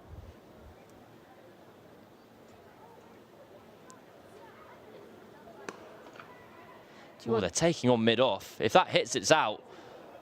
It doesn't hit, and so she's in. And you can just see that when, I mean, Laura Harris, but when those boundaries haven't been as forthcoming, they've been trying to take a few of these quick singles. Those singles become more important. And they're risk-taking and getting those singles, getting down to the other end, rotating the strike if they're not able to score the boundaries. And that was very close, had that ball hit. Just presents a new danger. I think Laura Harris is going over mid-off here. Oh, she gave it a go. Oh, mix-up, batters at the same end. Wong has to get back. The throw's wild. She makes it back. Danny Gregory going for the direct hit when maybe a tamer throw would have done the business. A very entertaining power play comes to an end. It's 39 for 3. The Bears already need as good as 12 and over. Harris has a smile on her face. Izzy Wong does also. There's something in the water here in South London. We're going to have a change in the commentary box. We are going to have a change in the commentary box.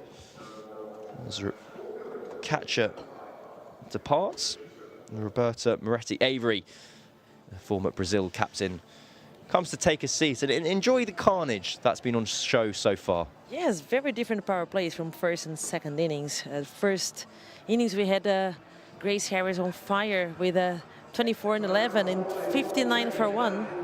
And now we have 39 for 3. So lower amount of runs and, well, 3 important wickets already taken. Well, this is a big moment in the context of Surrey's season because Alice Monaghan, when she last bowled at the Blaze, opened the bowling and delivered a couple of beamers. And had to be taken off after 1 legal delivery. She didn't bowl in the last match. Hits the pitch. Does she have a wicket? Yes, she does. Back into the attack, back into the wickets, and that'll be a nerve settler for Monaghan and a really happy moment for the entire Surrey camp. Surrey are running away for this second catch of the innings for Harris, and Monaghan, well, 2 matches ago, she only bowled 1 ball and then had to get hoiked off here. 1 ball, 1 wicket. Yes, if you hit a ball, if you don't connect the ball too well, the person that you don't want to see on the catch is Grace Harris. You know that she's a solid fielder. A very good wicket for them. Izzy Wong was trying to rotate the strike. They're getting a few quick runs, and now she's walking back. And another loss. It was short, and the shot was there. But it just gets onto Wong a little bit quicker maybe than she was expecting. And Harris didn't even have to move. Nat Wraith into the batting lineup now. And, well, the Bears, there's no 2 ways about it. They're in a pickle. Yeah, we knew that the chase was going to be difficult. 204 is a very good score for Surrey. They have to go for it. They have been trying. Unfortunately, wickets are falling. They are indeed. Monaghan into Wraith for her first ball. It's a lovely shot out to point. Should just get 1. They'll think about 2. Wraith wants it. She's coming back. It's a long way out there and it's well judged. Emma Jones in the deep. But I think Wraith is alert to just the sheer scale of that boundary out towards the offside. I think it might be Alexa Stonehouse in the deep. I beg your pardon. Wraith has been trying to score more runs in the last games, not with great success, but she's in the middle fighting, and I think the key on that partnership is Harris. Well, that'll be 4. Has that found the gap? No. Callie Moore, superb in the deep as ever. Do you know Callie Moore's nickname? No, what is it? What Denise. Denise? The reason it's Denise is because she drives basically like a minibus, so all the other players take the mickey out of her for being a mum. So they call her Denise. I don't really know if that makes sense, to be honest. Very mum's name, maybe? I think so. I think that's what they're inferring. I just had one of those fits of panic where I was told that by, I think Kirstie White, our colleague and former Surrey player, told me that on air. Yeah, I had the nickname of Big Mum for several years. Sorry? Yes, my nickname in the Brazilian setup was the Big Mum because I was so much older than everyone else. Gotcha. And after the girls started going to university, I said, you know, this has to stop. You're way too old for me to be a mum. Short again, that's high. Harris lofts it up in the air. Will it be caught? No. Put down by Stonehouse. That was a tricky chance, both in isolation and with the added factor that Emma Jones was sprinting towards her. I must admit, my heart was in my mouth for a second because I could see a potential collision happening. Harris goes after it, and you can see here, Jones sprinting one way, Stonehouse the other. She'd have just seen her in her eyesight as she's approaching the ball. Yes, she had to cover a lot of ground to get under the ball, and sometimes when you're coming all that speed, it's difficult to judge when to stop, especially with another fielder coming towards in the other direction. Well, Wraith is only on 3 off 3 here, but she's timed the life out of all 3 deliveries she's faced. Harris is 6 off 4 and been entertaining in all 4 deliveries. She's got a life there, but I must admit, although Stonehouse is naturally disappointed to put the chance down, I think the fact that everyone's safe and well is the main thing there. Short again. Wraith this time doesn't time that one as perfectly as she'd have liked to, but she gets 1 run. Brings to an end another eventful over. 7 overs are gone. It's all the 4s, 44 for 4. And well, Surrey are a long way ahead, and here's that batting card. 4 wickets in 7 overs. Wong, the top scorer, she had to go for 16. The only batter to have made it to double figures. And aside from that, Surrey's catching has been sound. There's been 2 dropped catches, 2 very tough chances, but they've had 6 opportunities in 7 overs. And well, as things are going at the moment, they're on course for recording another victory. Yes, they took a few, but you can see that all these chances are being given. They're happening more because they're having to chase such a high score. There's no point for them to be going rotating the strike. They need to find the boundaries and to find the runs and go into this game with giving themselves a chance.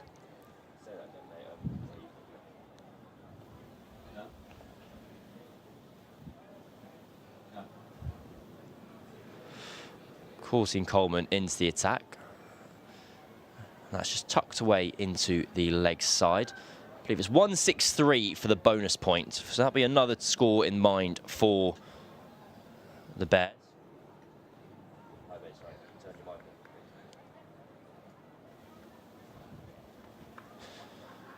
Kirstie Coleman to continue. Wow, that's a big shot.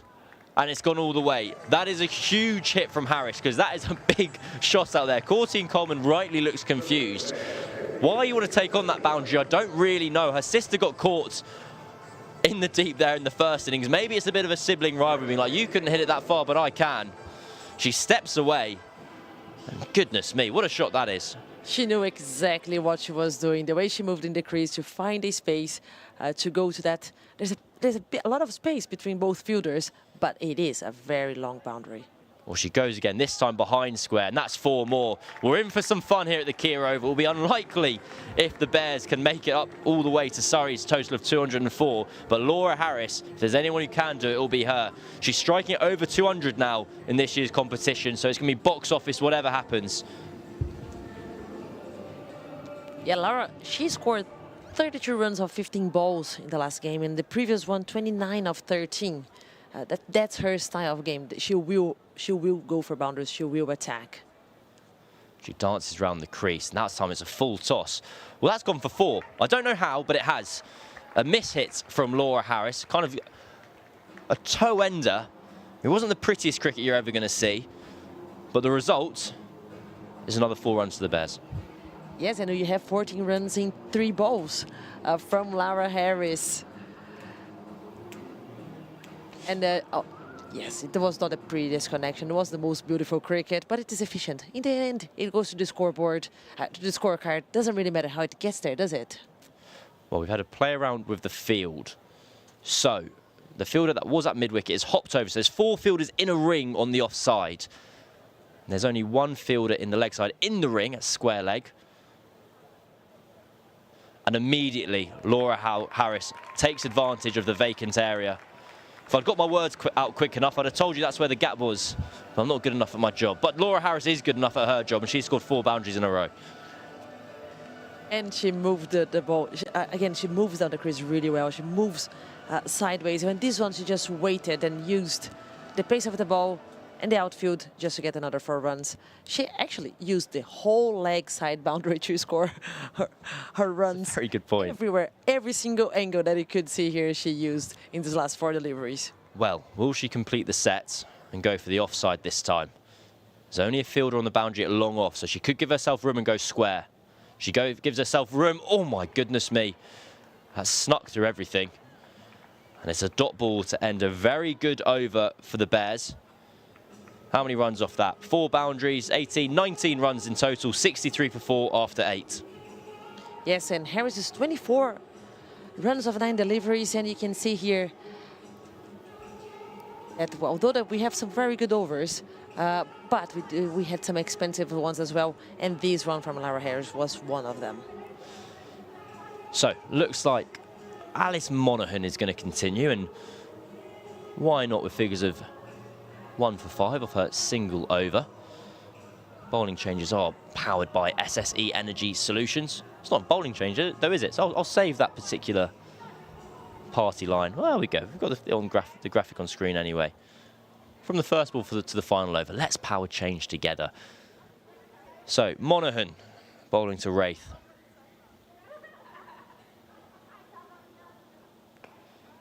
Wraith kind of tucks that into the leg side for 1 run. But the good news is, Laura Harris back on strike. Yes, exactly. That's the point I was going to make.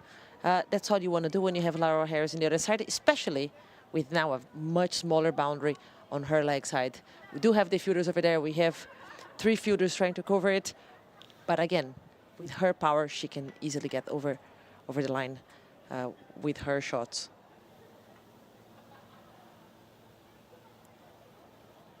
She goes for it. That's just gone up. Mid-off in the game. Bryony Smith backpedaling.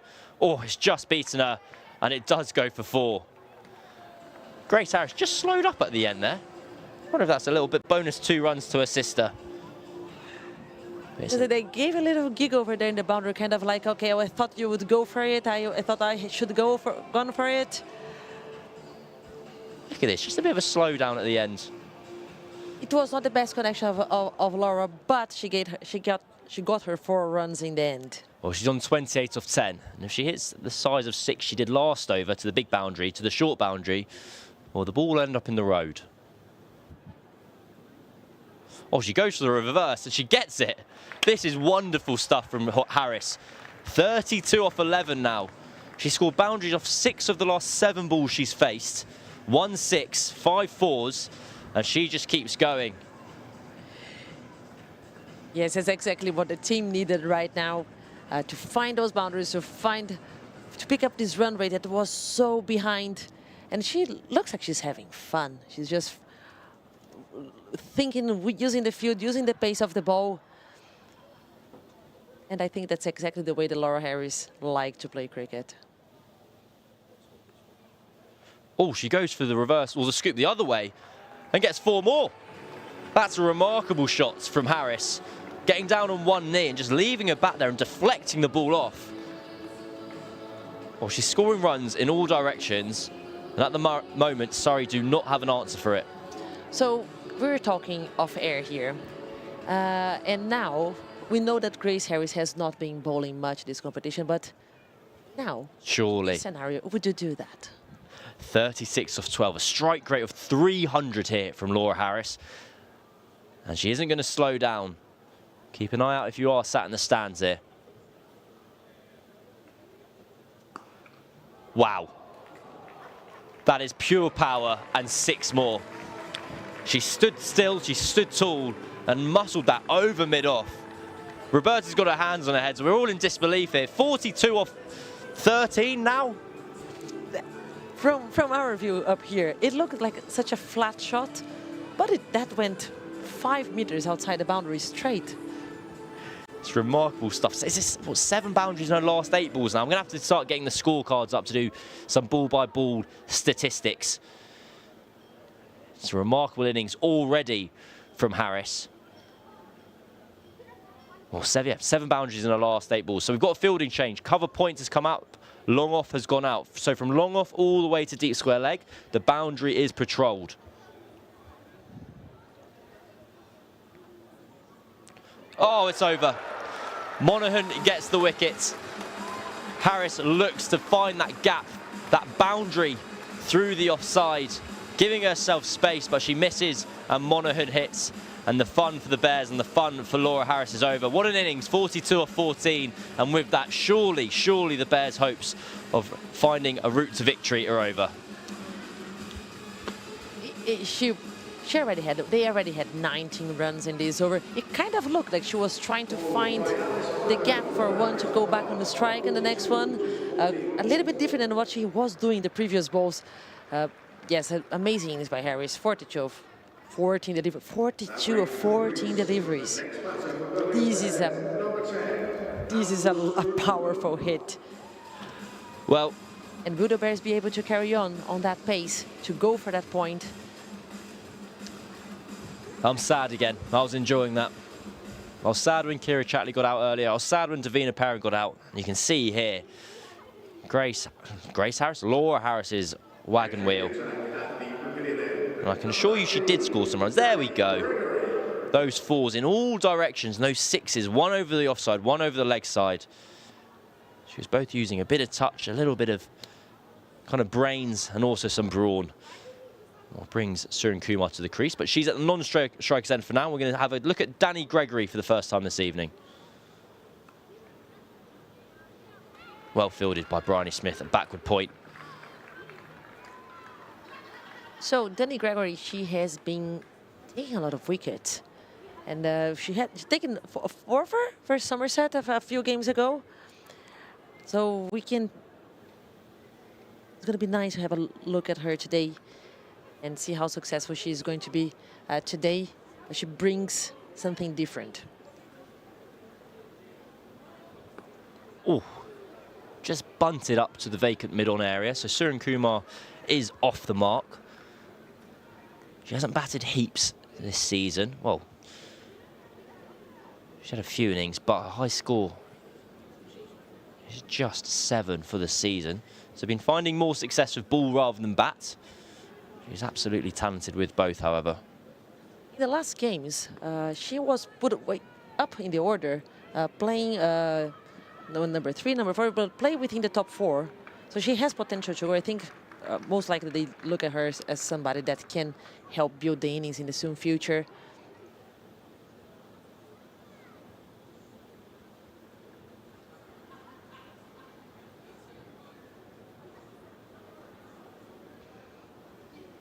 Short, and Surrey Kumar helps it on its way. That should be 4.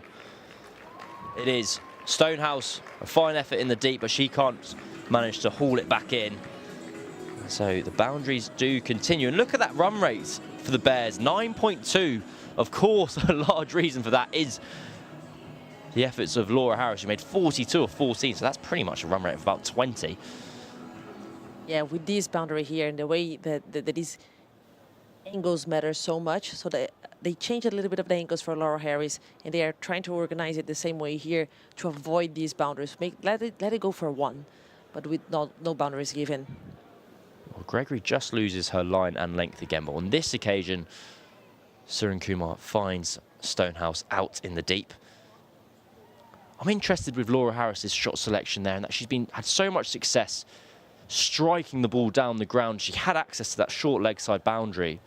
And with that fielder brought up in the offside, she felt her best boundary option was to try and run it down to short third or deep third. Missed on that occasion. Maybe I'm just being greedy. I was enjoying the fun. Well fielded in the deep. Well, direct hit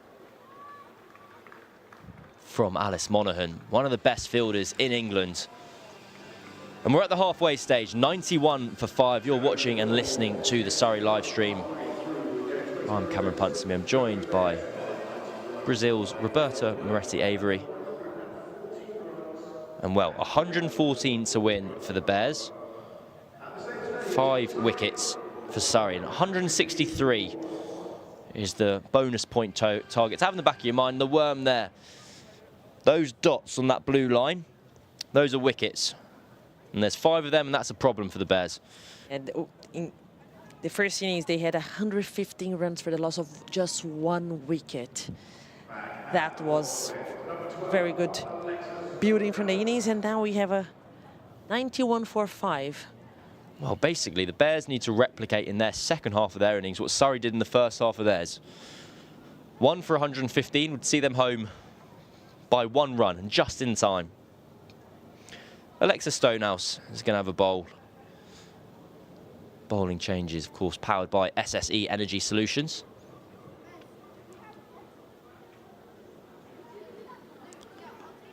That's a wide ball given, but she's bowling to the same field we saw earlier that Izzy Wong was bowling to. Quite an interesting field. 5 fielders on the offside, and you have a deep backward point on the boundary, and you have a deep extra cover. There's a kind of splitting, kind of a regulation cover either side. It's not usual. You don't see it too often.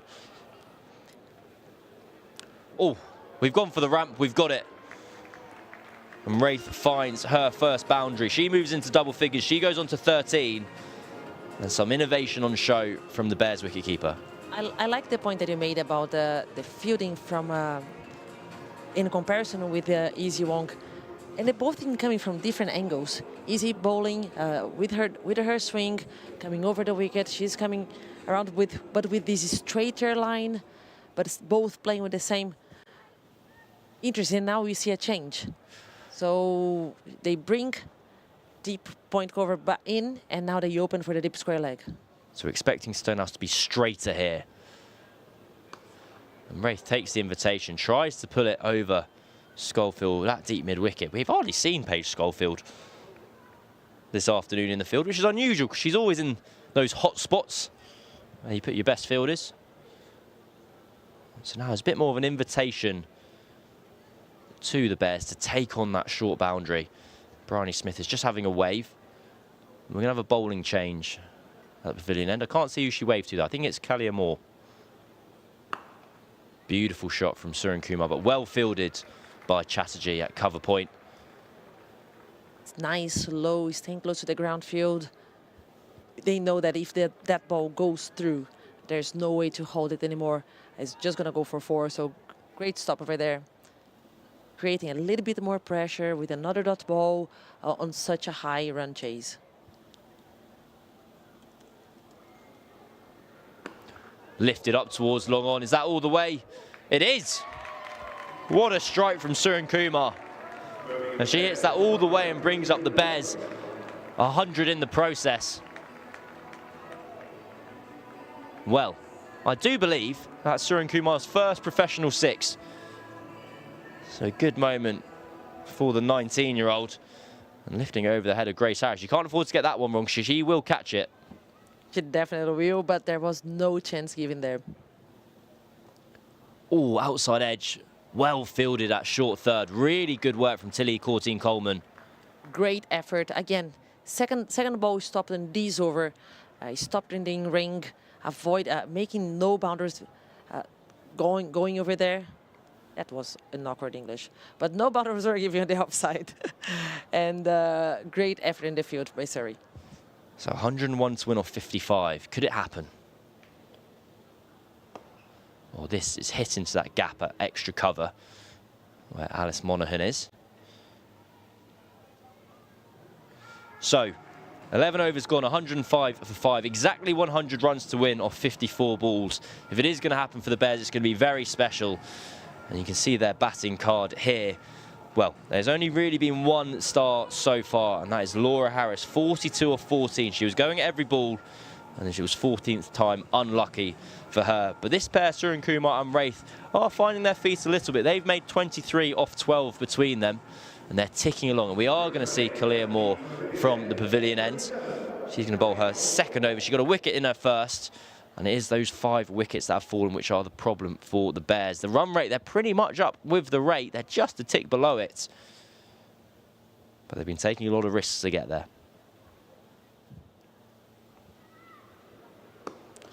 That's 1 more run to the total. Wraith striking the ball down the ground.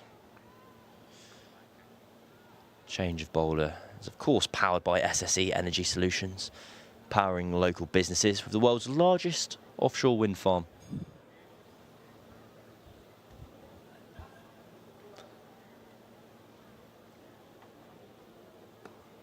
That's a beautiful shot from Surrey Kumar. What a game she's having. What a shot.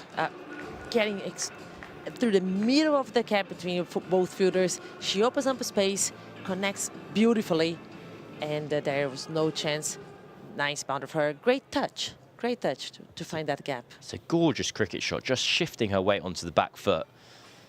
She's now scoring in different directions, which always poses a problem for the fielding team. Now she comes down the ground, but can only succeed in... Good comeback delivery by Moore as well.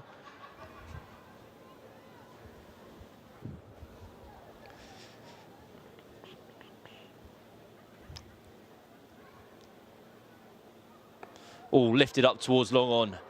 Has it got enough on it to go anywhere? No, beg your pardon. It's kind of fallen in no man's land, just in the ring. There's no fielder in front of square in the ring. So that's one of the more unusual singles you'll see.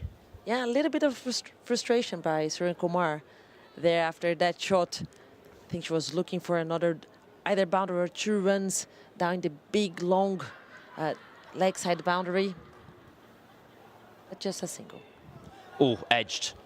And that beats Kirstie Coleman, who's got a chase on, which one she isn't going to win. So Wraith finds another boundary, this time from the outside edge of the bat. But it doesn't matter how they come.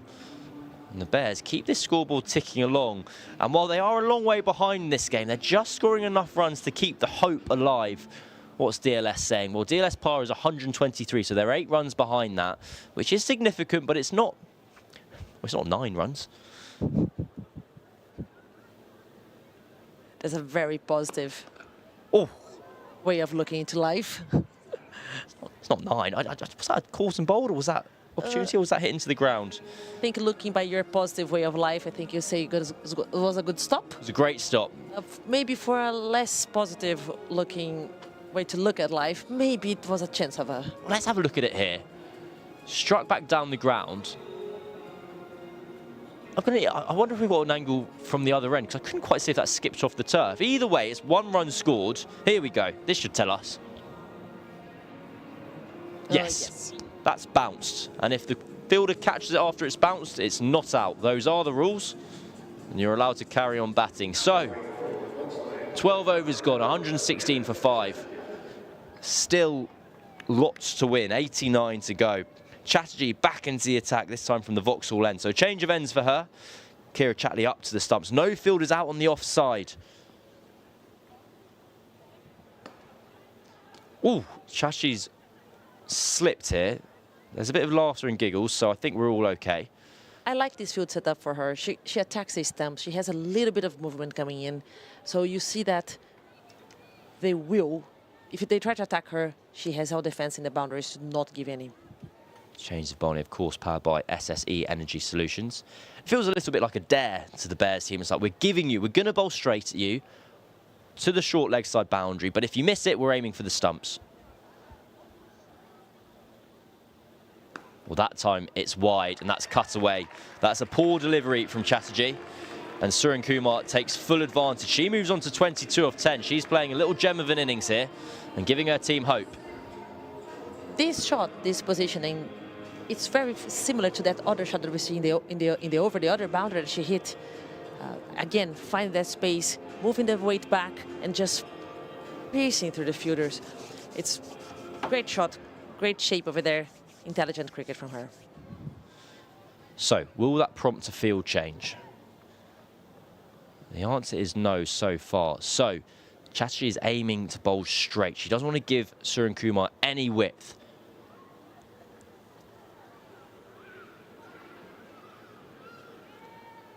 Ooh. Well, she gets 2 straight this time. It sneaks down the leg side for a wide, but that's a better miss.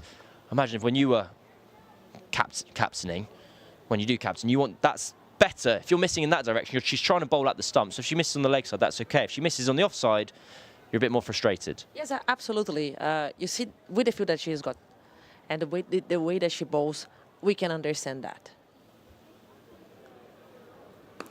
Oh, lofted up towards long off. Hasn't got enough of it, so it kind of bobbles limply to Monaghan at long off. 1 more run added. Wraith back on strike now. So, how many runs have we got off this over so far? 7 at the halfway point. And they need 11s, just under 11s, 10.9. So another boundary here. And they'll have got their allotment for this set of 6. Well, that's driven wide of cover. They should be able to get back for 2 here. Will they take on Monaghan's arm? No. She's got a very good arm, Alice Monaghan, and Surrenkumar knew that. Apart from that one ball that was a little bit outside off, she has been bowling exactly to her plan.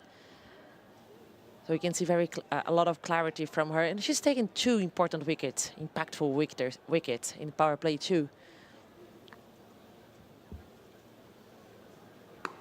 Oh, pulled off the front foot. It just goes over Chatterjee. We could just see as Chatterjee was loading up there and running in. She's bowling cross seam. Kind of what's the reasoning why a seam might bowl cross seam at this stage of the innings? Maybe to avoid any extra swing that she probably gets now as getting darker and everything, or also she wants to have some sort of effect from the pitch. But I think it's going to be to make it this straight, not giving any extra swing. Well, that is a very good dot ball for Surrey, because that was a bad delivery from Chathli. She got away with it, short and wide, not the ball you want to your field. Wraith had absolutely belted it at Alexa Stonehouse at cover, who fielded it. So, dot ball, 125 for 5 is the score, 7 overs to go, 80 off 42 is the equation. And these two, whilst these two are going, the Bears will still be feeling a shred of optimism. I like the way they kept batting. I like the way that they are trying to find boundaries, but also not get stuck on just them. If the ball is good, let's rotate it. Let's find a way of running. Their intent on running has been really good. If they get a good over, if they find a way of getting one big over, this game can become very interesting. Surrenkumar down the track. And that ball takes the inside edge out to Monaghan in the deep. Now we're going to have a slight change of field for Wraith. So, long off drops back and cover point comes up. So, from long off all the way around to a very deep backward square leg of the 4 boundary fielders. And that deep square leg is very backward, so there's a gap at square leg. Down the track, lifted towards Monaghan. Is that in one of those gaps? It splits to 2. Watch out, slide tackle, knocked along. Will it be fielded? Yes. What happens there? 2 runs? 2 runs. 2 runs happened there. She found a gap. When that happens, both fielders, they have to come in. They have to run quick.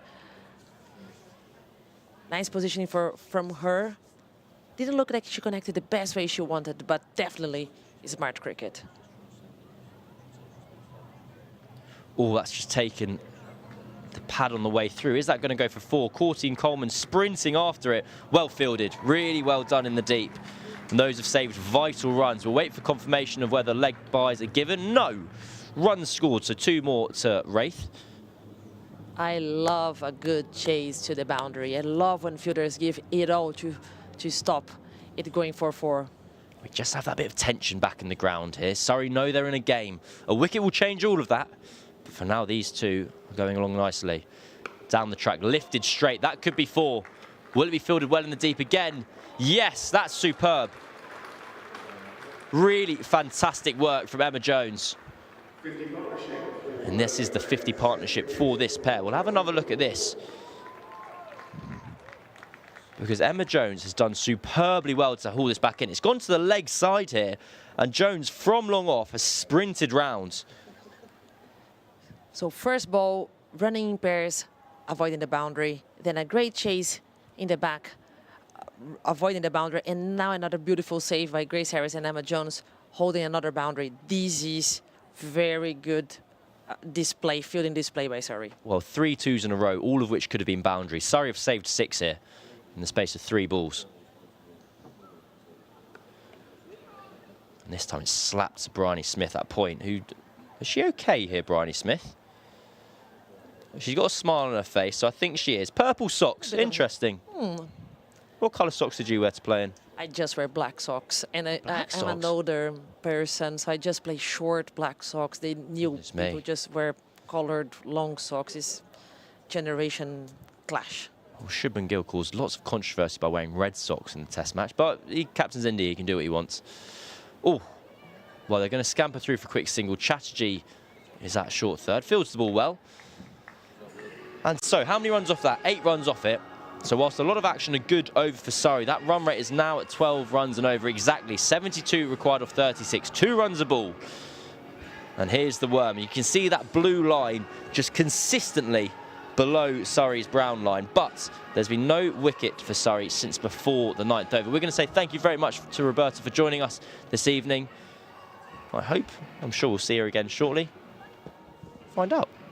But Catch is back. Katya Whitney's, Wisden's Katya Whitney for the climax of this match. Well, this has gone the distance. Sorry, I've just upped the intensity in the field in the last few overs. So, Alice Monaghan is back, change of bowler, powered by SSE Energy Solutions. And she's going for the kind of split field. She does have cover points out on the offside and mid-off in the ring. So, if Wraith wants to, she can take her risks straight. She can try and hit the ball over Bryony Smith, the skipper, who's at mid-off. Ooh, ow. Now, in fact, they've gone for a new plan entirely here, because both mid-on and mid-off are up in the ring. So the 4 boundary fielders are square. You have 1 on the offside, 3 on the leg side. And what that means is that Surrey are going to be bowling shorter at the Bears, and they're not going to give them a chance to get on the front foot, and you can see that there. So at the top, far left of your screen, you have the fielder out at cover point on the boundary, and you can almost see by their absence the lack of fielders in the ring on the leg side. So Grace Harris is there at mid-on. She's in the ring, so too's mid-off. So expect it to be short, expect it to be quick. And it's a challenge presented from Surrey to the Bears batters. There you go, just length bowled there. A bit fuller than you might have expected. It's 1 run out to the fielder at deep square leg. Yeah, we saw this when Monaghan was bowling earlier. Really target that almost ring of fielders on the inner ring there. Added protection out on the boundary if they try and go over the top. Well, we haven't had a boundary in a little while now. And the Bears need lots of them quickly. Surin Kumon, 25 off 13. Same field for her. Oh, she goes to loft it over mid-off and does. That's a phenomenal shot. Challenge accepted, says Surin Kumar. A bit too full from Monaghan given the field, and full advantage taken. Have a look at this. What a game Amin Surin Kumar's having. She's amazing. Straight down the ground. Beautiful connection. It's amazing. Play this one again. Hold the pose. And well, what an innings. Her high score was 7 this season coming into this. And it was never likely to stay that low for long. And now she's on 29 and holding the keys to this run chase. So it's prompted a change in the field. Mid-on has dropped out. Fine leg is in the ring. Will she go for a scoop? All slow. Appeal for LBW. Not given. They're going for a quick single. Could be out at the non-striker's end. No. She makes it home. Almost could have let that ball hit the stumps. It looked like it was dead on target. Yeah, another miscommunication between the Bears batters. We've seen a few of them in this innings. Let's watch this again. And it hits him, and Kumar and she's checking that the ball isn't going onto her stumps. She almost doesn't realise that Natasha Wraith is halfway down the wicket, and when she looks round, she's right in front of her. Cam is signalling that looked quite adjacent. Never. Would never do that. Or they do go for the scoop. Oh my goodness me, how's it got there? Wraith goes for the lap over kind of short, fine leg. It's a change up from Monaghan, and she almost scoops it. Like those, you know, they had those toys in primary school where you'd kind of scoop the ball up and you'd fling it at your mate. Wow, you were a few years ahead of me in primary school, Cam, so maybe it's got Yeah, but balls are historic. They're kind of like a mini lacrosse thing. It kind of reminds me more of when you're trying to play trick shots at table tennis. Okay, yeah. I'm a bit too old for table tennis, Steve. Short again, Surrey Kumar pulls that into the leg side. It's just 1 run. And again, it's a very fine over for Surrey. Just the 1 boundary off it, 8 runs scored. And that run rate is getting a little bit precarious for the Bears. 12.8 runs and over needed. 5 overs to go. It's 141 for 5. You're watching and listening to the Surrey live stream. I'm Cameron Ponsonby. I'm joined by Wisden's Kirstie White. And here is the tail of the tape. The Bears 141 for 5 in reply to Surrey's 204. They need 64 off 30. Nat Wraith and Amu Surrey Kumar, the 2 batters at the crease. They've put on more than 50 together. They've been batting well, but they need to find another gear even still. Amu Surrey Kumar has gone straight into the top group of my favourite players. I think she's brilliant. Comes on, takes a wicket. Surrey captain, no less. Now she whacks a quick 30 when her team are in a dire situation, needing quick runs. Down the wickets. Just toes the ball towards long on. It's 1 run. It's another change of bowling for Surrey. Danny Gregory back into the attack. She's bowled 2 overs for 17. All bowling changes powered by SSE Energy Solutions. And where do the Bears go here? Do they try and target that short offside boundary or walk across their stumps and just hit the ball into that desert of space on the leg side?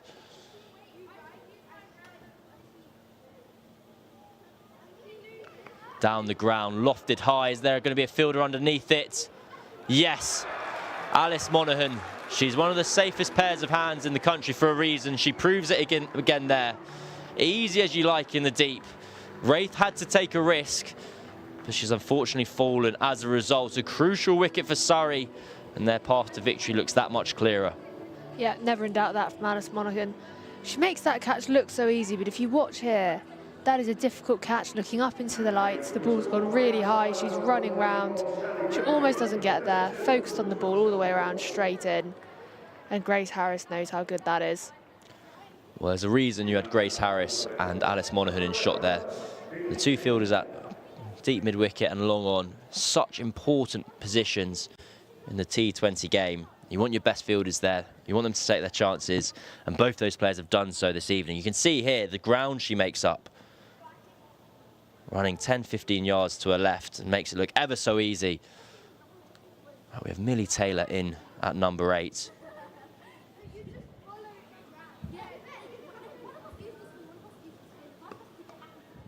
It's blocked forward, just beats Danny Gregory. So Taylor can get off strike. And well, Surrey Kumar, you're having the best game of your career so far. We need a little bit more from you. Yeah, but you want to get her on strike. 32 off 17. You want her facing as much of the strike as possible. She has been brilliant. Right from when she did that celebration, when she got that wicket, I knew she was going to be someone I was going to like. She targets that leg side. That could skip away over the training wickets. It does. Such good fielding in the deep from Monaghan. That will hurt as well.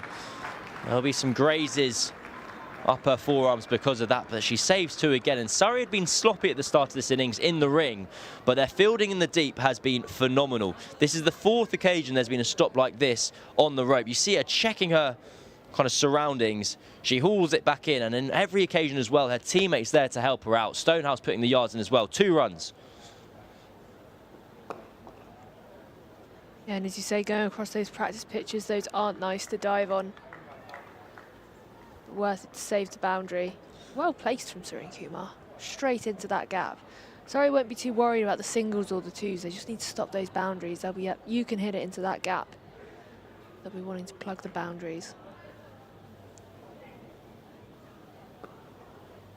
And Taylor this time finds Monaghan again in the deep. She's been busy this evening. 34,000 steps for Monaghan, I reckon, this evening. It's a cool 34. 16 overs gone, 147 for 6. It is now looking, well, we've been saying it's kind of game over for the Bears for the last 10 overs, and they keep on proving us wrong, but now it really is looking tricky. 58 needed off 24. You see these partnerships. Laura Harris with 43, where she contributed, look at that, 37 off 11 balls, and then 60 between Wraith and Surrey Kumar. That has really resurrected that innings. So those first 4 wickets fell in such quick succession, and Chathli is going to finish off her allocation from the Vauxhall end. Yeah, and you can see that in Bears, they have that power in their lineup. Change of bowling powered by SSE Energy Solutions. They're going to scamper through for a single. That does get Surrey Kumar back on strike, so that's a good result for the Bears. And they're going to stick, it looks like, with this field where they keep those fielders in the offside up in the ring. So if she can't afford to bowl too wide. And you can see Chathli's been excellent this evening, 2 for 20 off 3.1. And basically the game is here. She's going to bowl straight. She's going to dare Surrey Kumar to take on that short leg side boundary and say, if you miss, I hit. Well, she's dared her. And she, oh, goodness me. Well, I've never seen Paige Schofield drop a catch like that. She was ever so casual. It was such a simple opportunity. I think she thought she'd caught it before it even reached her. You can see Chatterjee's reaction there. One of bemusement and surprise. So, Surrey Kumar still in. And a false start on this occasion. Probably still in shock that she doesn't have a 3rd wicket. Yeah, but it looked like she had caught it, to be honest. She dropped it so late. Looking at it again. Has time to set herself. Yeah, it's not a good one. Balls.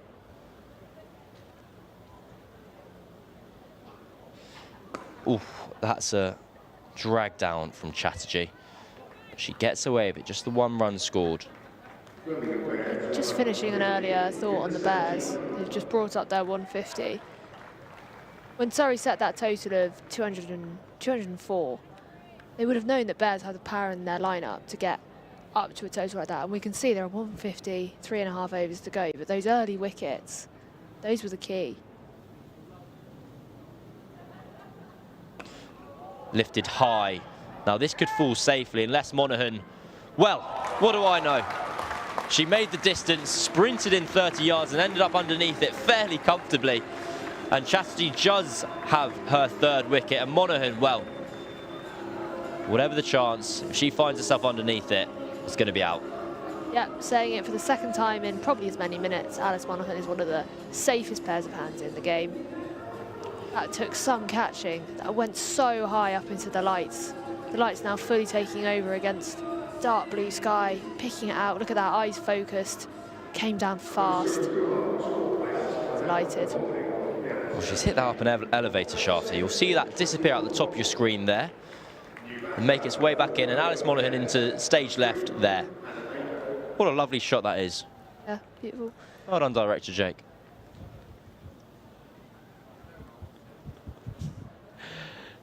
Chatterjee in again. Well, appeal for LBW. I think it's sneaking down leg side. And Chatterjee, only 2 matches for her in this year's competition, but she now has figures of 5 for 34 across the 2 of them. Easy game.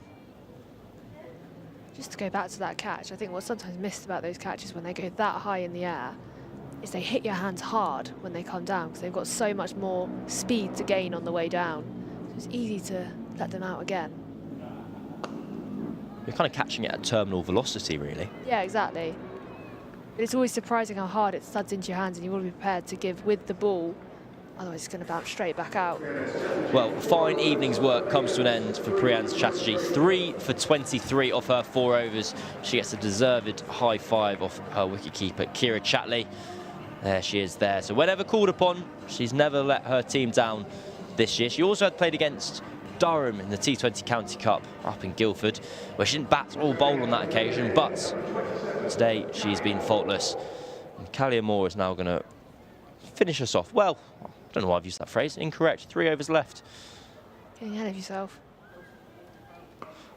Well, that's lifted towards long on. Grace Harris underneath this. Oh, my goodness me. Guys, there's something going on. Things are happening. Turn your TVs off. Don't watch that again. Well, Grace Harris, another one of the safest pairs of hands in the game. That looked bang on for all money. Has time to set herself. She's just maybe too far back, maybe reaching for it slightly, but it should have been taken. She won't want to see that again. Well, where's Alice? Get Alice over there. She'd have caught it. Anyway. Sorry, it's okay if they get them out of their system.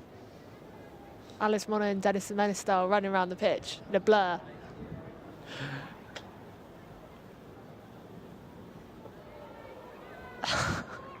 How's that not bolder? How's that not hit something? I think everyone needs to calm down at the moment. It's got a bit frantic at the end here. The Bears 7 down. Bowls. One's bolder. Do it the easy way, Callia. Her second wicket of the evening. Taking everyone out of the equation. Straight. Hannah Baker runs down the wicket. She misses. The stumps are hit. And Surrey have their 8th wicket. Yep, sometimes the old-fashioned ways are the most effective. Dancing down the pitch, under the bat. Little peg. Off stump. Off stump. Have Surrey been good this innings? I think Surrey have performed well enough to win the game. Yes. And I think they're using the dress rehearsal to the final to iron out their errors. Well, it's been a performance of extremes from the home side with the ball. We've seen some phenomenal boundary fielding. Really committed efforts from everyone in the field. We've seen a couple of awful drops, and we've also seen a couple of really fantastic catches. Georgia Davis, the skipper, in at 10. Just on the catching point, been having conversations this week regarding dropped catches, particularly in the women's game, and how much the lights play a role in that. We've seen this year in the Blast that women's sides are playing more under the lights because we've got the more matches at the county grounds and more matches scheduled for the evening. But if you look at the double headers, for example, the women's sides always play first and they always play before the lights come on.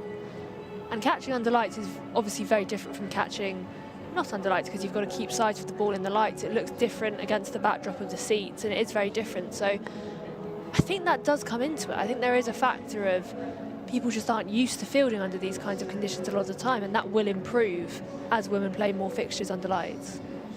Change of bowling, Alexa Stonehouse into the attack. She's going to bowl her final over, powered by SSE Energy Solutions. I absolutely agree. I know that's a factor that players across the board talk about. I think both Paige Schofield and Grace Harris, as international cricketers, have played, or Grace Harris in particular, has played all around the world. I think they've both just had lapses of concentration in a game that's petering out. That's also the fact that we're at the end of a very busy period. A lot of these players have been on the road for a significant part of the summer, and fatigue does come in. I think I mentioned it on here before, but Ron Winfield Hill spoke about that, about focusing on an area of the ball rather than the actual ball when she's tired. Swing and miss. Is that wide ball? Yes. Wide. Got Direction Aria, who's not happy with that decision. Very fine umpire, Jake. ECB level 3, I think.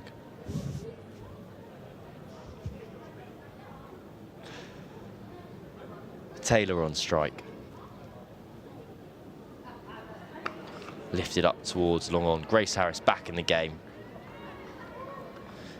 And it's going to be bizarre for Surrey, the Bears and the Blaze as the 3 teams in the final, because they will all play at least one fixture of 50 over cricket before the final, which of course makes sense. You can't put the whole nation's cricket on pause for the teams that have made the final playing one more game. But it's going to be a bizarre little shift. Surrey are next in action on Thursday down at Guildford in a one-day game. And so they'll have one match where they hop back into 50 over mode, and they'll have to be straight back into the T20 mindset for finals day. Lifted up towards long on. Grace Harris doesn't have another opportunity on this occasion, just bounces short of her. So it looks like we have 6 fielders in the ring at the moment. Bryony Smith is just having a chat with the umpire, which suggests they've missed the cut-off. The cut-off time is 21:24, and it's 21:24 right now. So that'll be why. Yeah, we've had a few breaks in play.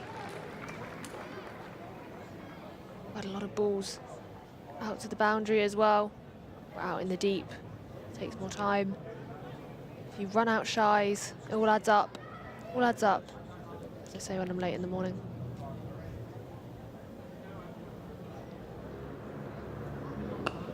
That's a lovely shot. Through the offside, opened up the wrists. And that's 4 runs to Taylor.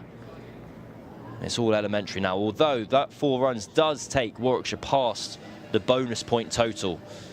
So when Surrey do wrap up this game, it'll be a 4-point win, not a 5-point win. Yeah, Surrey top of the table by long way. As we said, they've already qualified for that final, so it wouldn't affect that too much, but they would have liked the bonus point.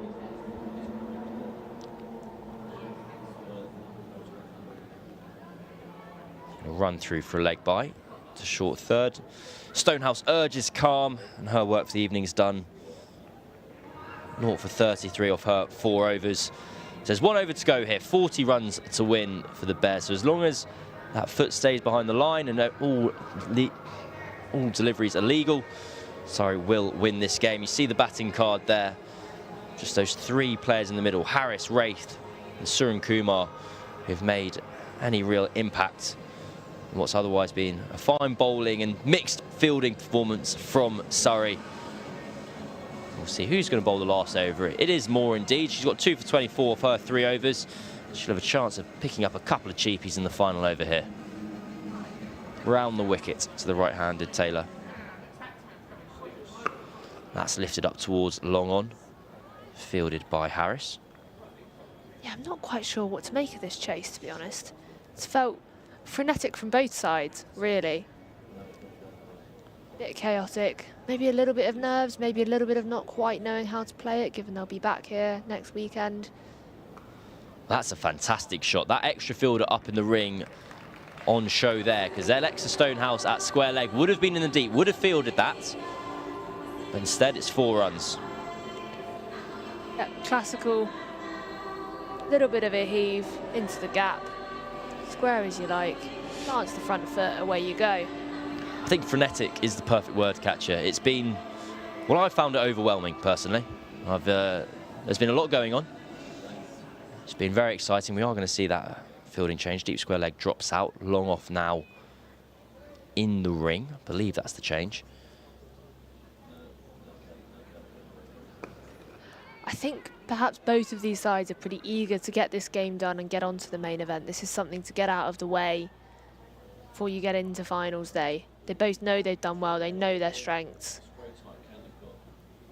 And it's one of those ones that I think it's just shake off, leave it behind.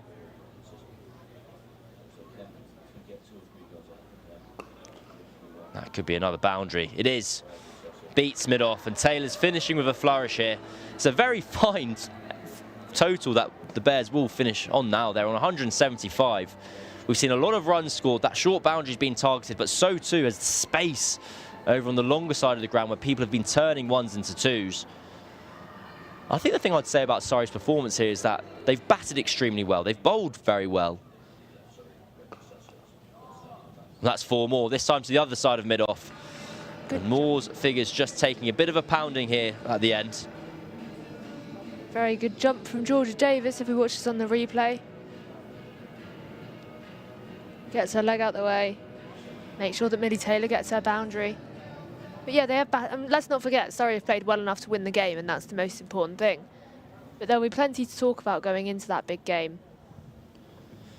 Oh, that's out. Round her legs. And the match is over with a wicket. Moore has her 3rd wicket. She doesn't look best pleased about it, but she'll feel better about it in the morning when her figures look that much better.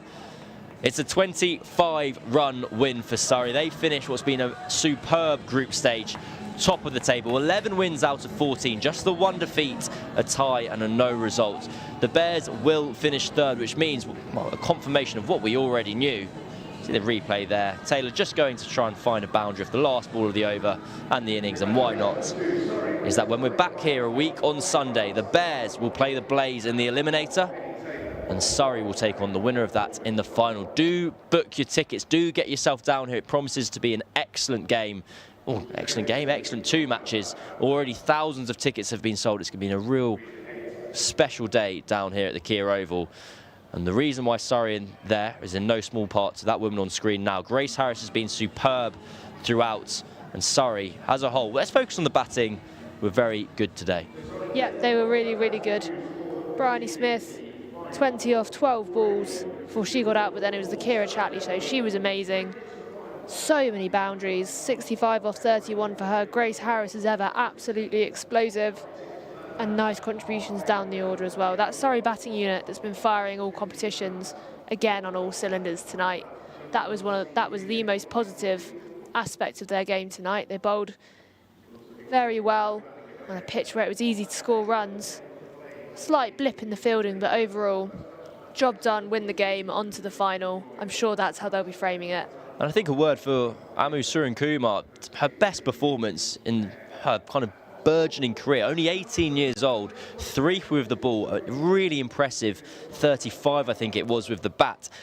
Between her and Davina Perrin, the Bears have 2 of kind of England's most exciting young talents in their side. Yeah, they're brilliant. I'll say it again, Aaron Surrenkumar has gone straight to, I'd say, top 10 of my favourite players ever. Top 10? Yeah, top 10.